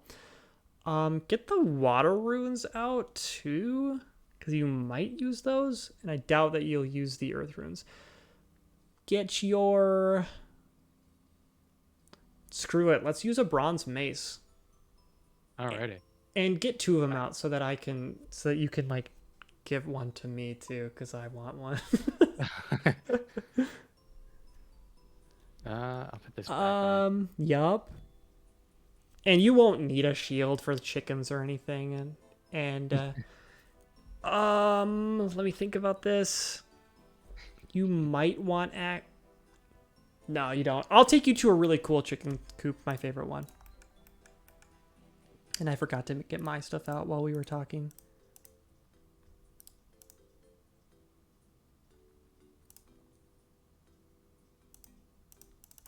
All right. We are going to go. You want me to just drop the mace and you pick it up, or? Yes, but let's do it like once we get there, because I want to be walking. Okay. Has he hit the 30-minute timer to get new runes? I doubt it. Do you think it's been 30 minutes since we've gotten runes? I have no idea, honestly. The only way to find out is to, like, talk to them. It's not even worth it. It's not even worth it. Let's go this way. Now we're both decently light, because we put all of our stuff in the inventory. Or into the bank. Mm-hmm. Sorry, I got you stuck on a wall. Which definitely happens when, like, one person is walking for even just, like, a little bit. It's all kinds of, like, little corners. Okay, so we are going west. West was the way to Drainer, which we've been to Drainer before. That's where we kind of chopped logs. This time we're going to go even, like, west beyond Drainer to get to my favorite chicken coop in the game.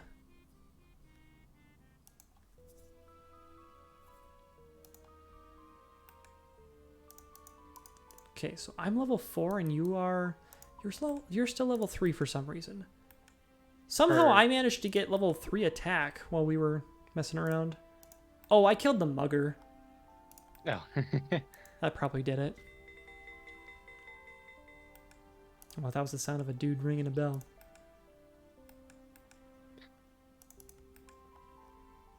I'm hoping that this mace is like sick. All right, so we went west. Here's like the big farmhouse where I have spent many hours training like new accounts. There's chickens out front, but I generally like to go all the way in through like these 3 doors. And this is home, sweet home right here. Plenty of chickens here. And now drop one of your maces. Oh, okay. And I'm hoping I can see it. I kind of doubt that I can. But even if this thing disappears, like, it won't matter. Because it's not that much money. Do you see it? It's on the ground. I don't see it yet, but I was expecting that. I'm thinking it might show up in like 1 minute for me. Chat, am I going to be able to see this thing?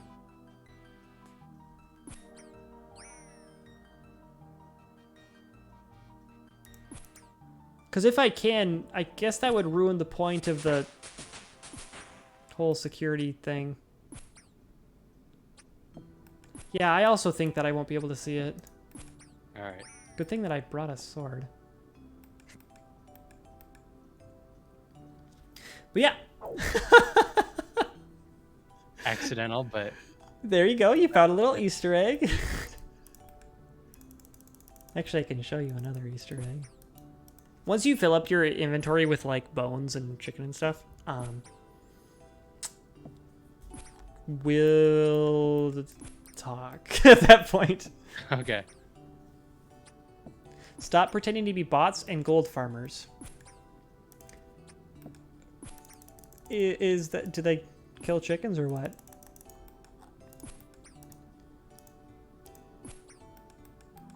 Okay, so there's one highwayman. He's like the exact same as a mugger out here. And he's trying to attack us, but we're entirely enclosed in with a fence. So he's right there. He's staring at me. He wants to kill me so bad. Yeah. So the thing about highwaymen, actually... Oh, this is so important. Once you hit like level 4, go out there and kill him. Okay. Because you're going to become very cool as soon as you do. Oh, yeah. Speaking of magic, you don't have a staff, and staves are really good because they make it so that you can auto-cast magic. For now, you're going to have to manually click on Wind Strike and click the chicken like every time. Okay. I just thought of something. Wind Strike this highwayman and kill him. Yeah, Luke, I thought of the same thing. Yeah, and just kill that guy. You're entirely safe. This is called safe spotting, when you're attacking something that can't hit you back. Boom, a 2. That's your first 2 that you've ever hit. Magic's like a little bit stronger than melee.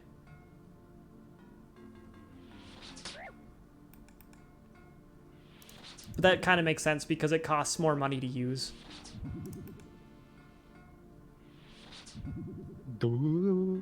Yeah. Speaking of sound effects, I don't remember. Oh, we'll be able to hear it as soon as we're like cooking chickens again. But there's like that sound effect.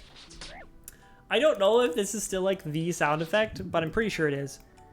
I was telling you about like how like in 1998, Andrew Gower made like Devious Mud and all that. Mm. He's like, you know, the main creator of RuneScape. The original cooking sound effect, which I'm pretty sure that's the one that's in the game, was him holding a microphone over his mother cooking bacon.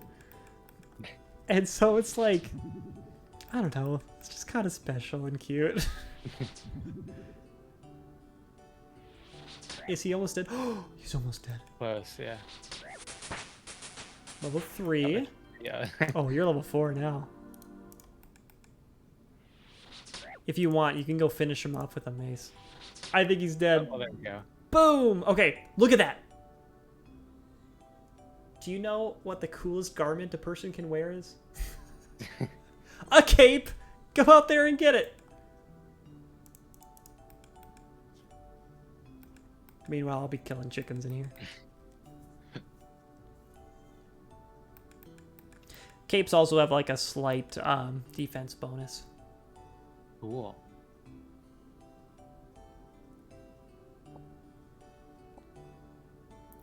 Heck yeah. Wagon. I'm probably gonna go kill a highwayman like once he respawns. New best in slot achieved.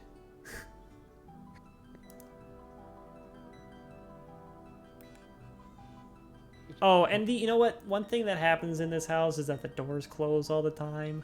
So it's a little annoying because you do have to open them up.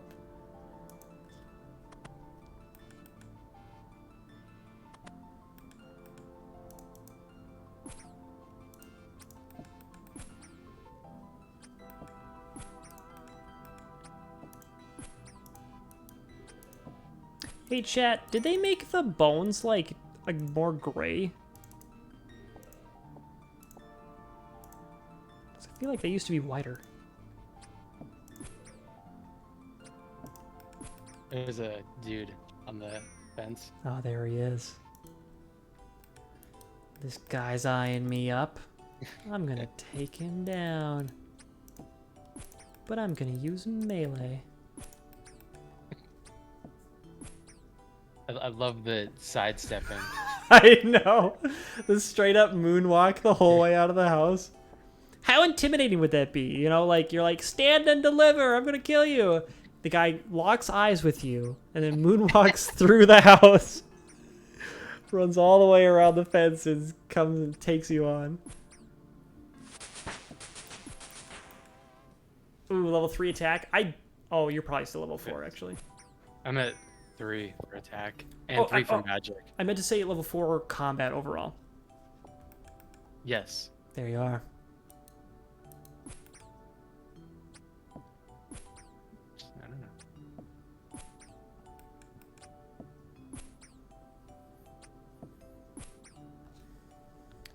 know. One of your priorities when you're playing alone should be to go over to the Grand Exchange and buy yourself a better weapon.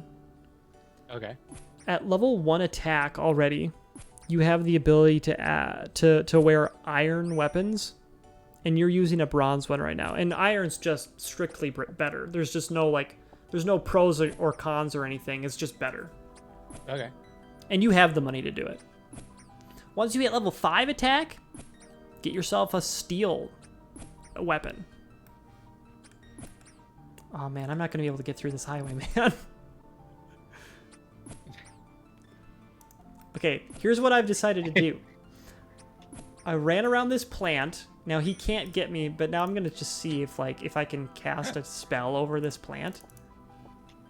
Okay, so see, you can kind of just like, oh no, another highwayman!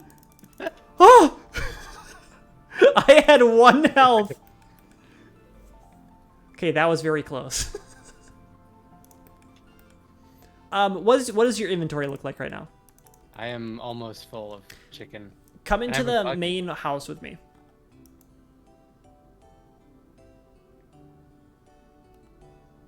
Here's a little Easter egg that I don't know if some people won't know about this. But if you come in here, you know, we've always been cooking on fires and stuff. There's a fireplace right here. You can cook in that fireplace. So I'm going to use chicken on the fireplace.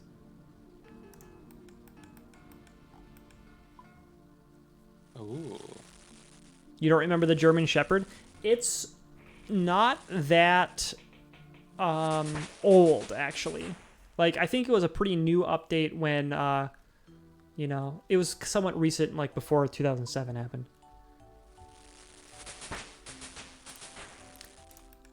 So another Easter egg. So you could pet that dog out there. Notice that there's no pet sheepdog. You are able to use bones on him. And he goes, woof, woof. Let's see what happens if I use chicken on him. Yeah, same thing. And there's literally no benefit to that. You actually lose the item, so. So I ran in here to get chicken. I was low health, so I'm eating the chicken to heal up again, and I'm gonna go take that highwayman down.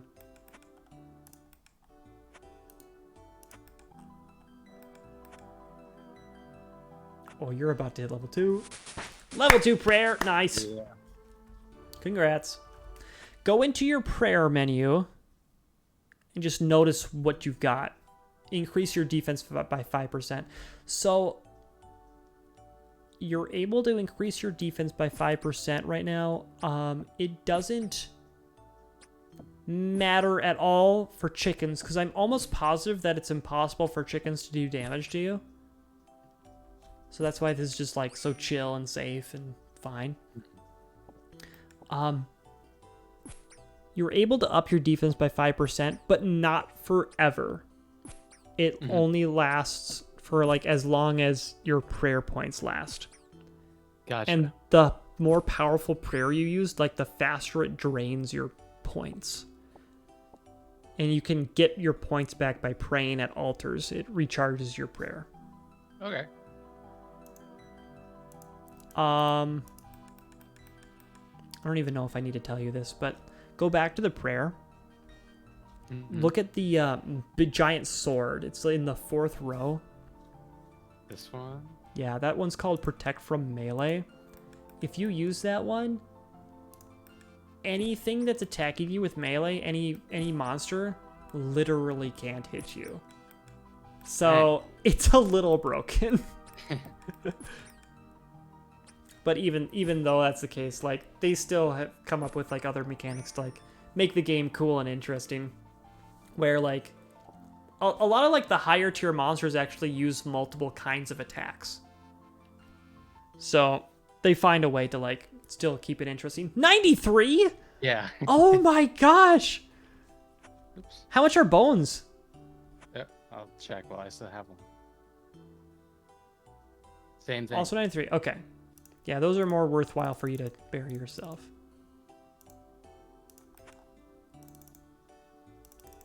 Can I grind chickens to 99? Yes.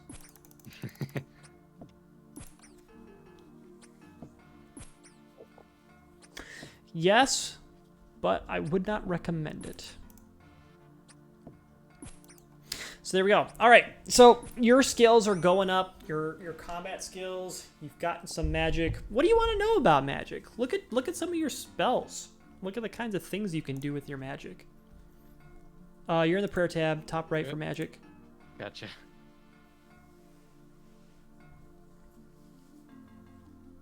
So there are combat spells. There are utility spells. There are teleport spells. There are PvP spells, which maybe are called combat spells also. And there's like specialized combat spells as well. That's a utility one. Bones to banana is pretty silly. Like you cast it and every bone in your inventory turns into a banana. It's not used very often. Okay.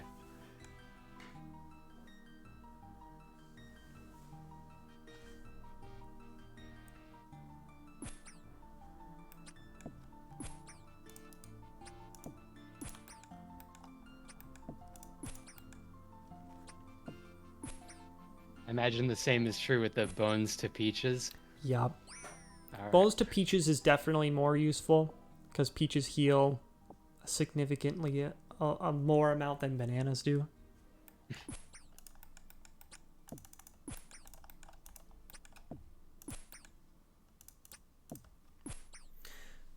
So there are teleports. Go look for a teleport. It's a circle symbol. There. So Varrock teleport is extremely handy when you get to it. It's level 25, so it's kind of a big number, but having the ability to just appear in Varrock anytime you want is very strong. I mean, like, the Grand Exchange is right there. Also, like, there are some runes that are, like, really thematic to, like, what kind of thing that they do. So when you see a law rune, it's a blue one with, like, a, whatever, the judicial, you know, law and order symbol. That thing in the, yeah. That thing always means that you're teleporting with it. Okay. And it's kind of an expensive rune. So if you, like, ever get one, pick it up. If you find yourself, like, fighting giants, that's generally where you'll find a law rune. Yeah, I am woe. No. I'm not even going to tell him about that. Maybe explain how armor impacts accuracy and magic. Yeah. Okay, so your bronze helmet. It helps you not take damage from melee hits. But it does come, that's the pro, it does come with a con. It makes it so that your magic is a little less accurate. Okay. So if you were to unequip that helmet while using magic, it would literally help you. But I do want to just, like, make sure that that's true, but also teach you how to make sure that that's true on your own. So once you're done with this chicken, open up your equipment. Okay. And we're going to get into, like, kind of the weeds with these numbers here, but go to the bottom left button in the equipment next to the money bag. And you can look at your stats right now. These numbers are, like, mumble, garble, whatever. I don't look at them very often, but in the top right, there's attack bonuses. And look at what it says next to your magic. -3. So drop your bucket on the ground so that you can unequip your, I guess you have to close this interface before you can drop it. And now unequip your helmet and look at what happens to your magic. It goes to +0 instead. So that's better. Yeah. Chat wanted to make sure you knew. Everything I see. You what? I'm just comparing everything that I can do right now. Okay. Notice, for no particular reason, your mace gives +1 prayer bonus, which is interesting. Yeah. And I have no idea why.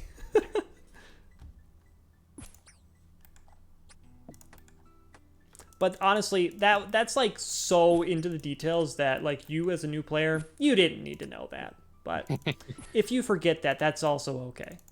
Gotcha.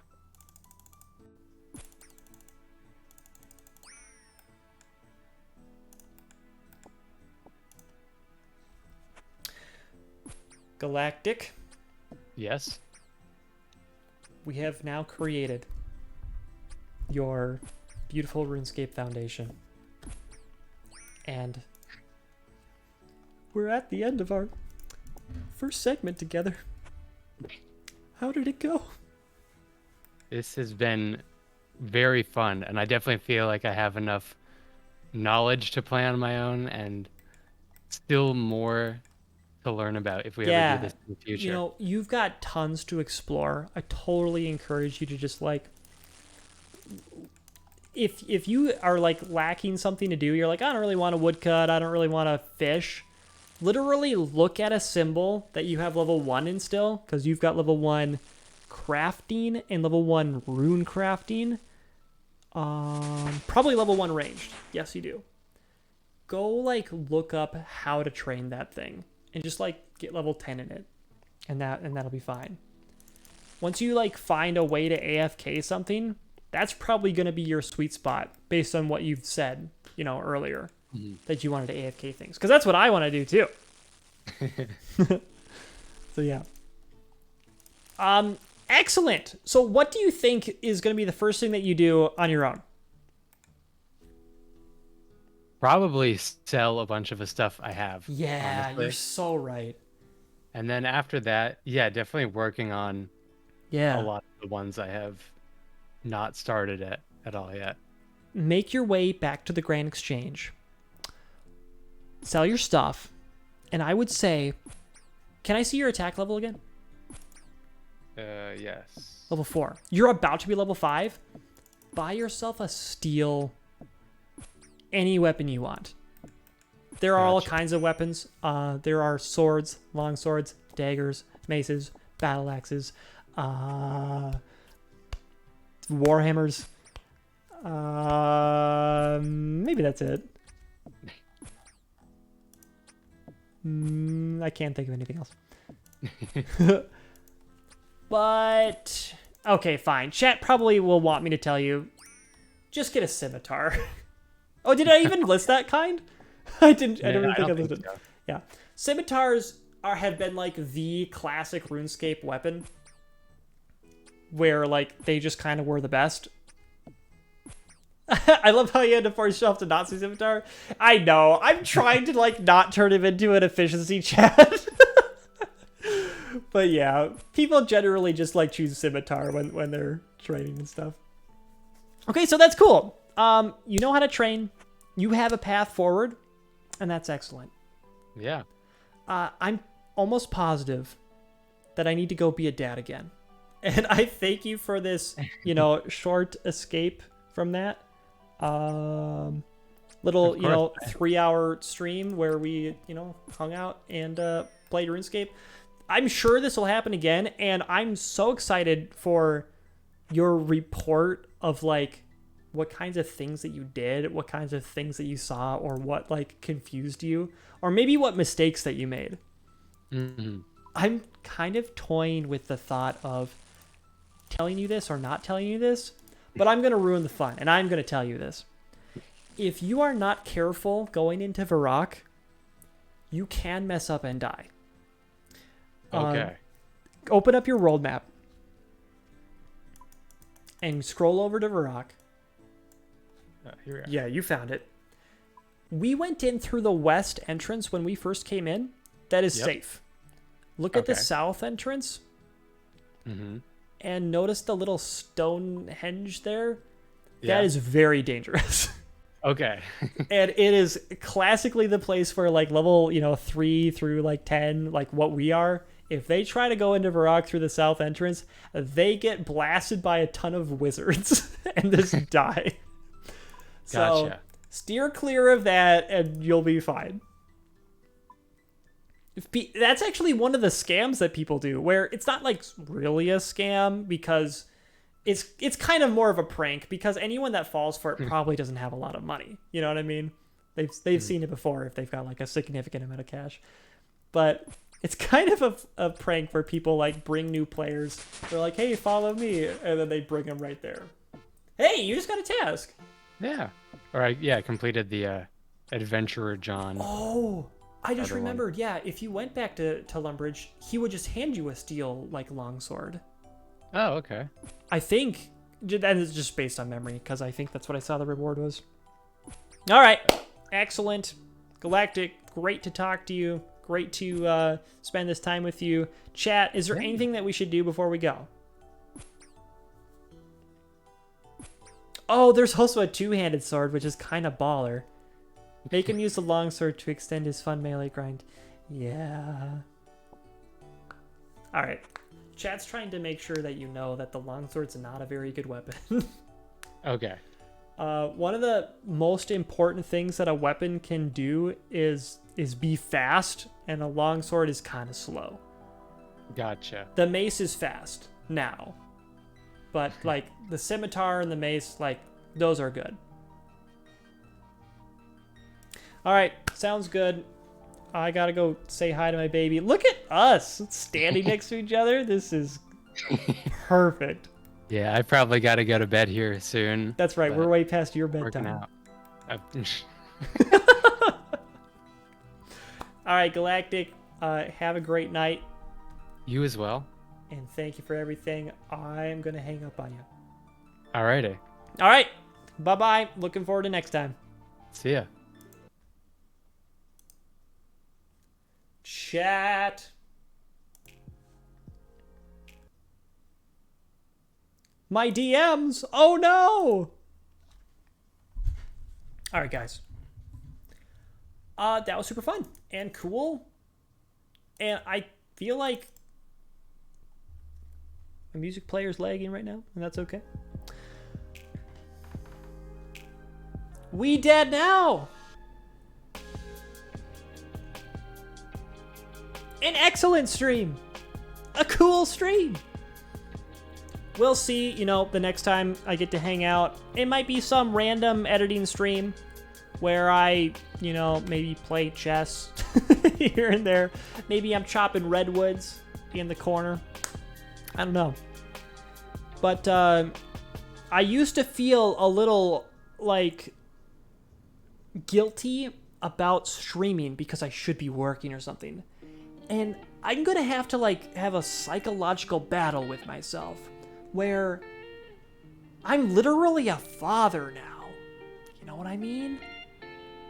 And I'm gonna feel even more, like, conflicted. Like, is this really a good use of time? But thank you for watching and making it seem like a good use of time. Bring back the series from forever ago. Oh, the dad video. You guys want to know a secret about the dad video? I had nothing to do with it.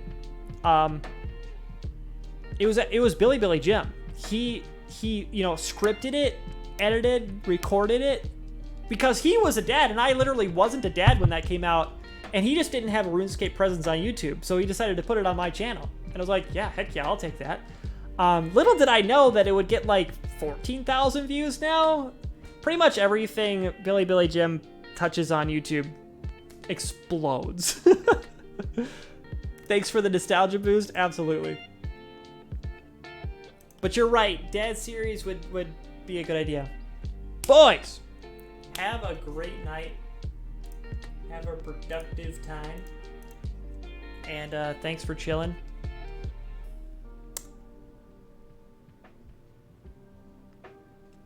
And good night, everybody.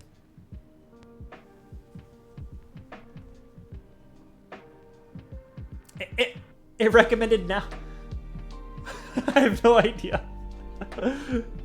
Good night, boys. I'll be there in chat with you, 7ing.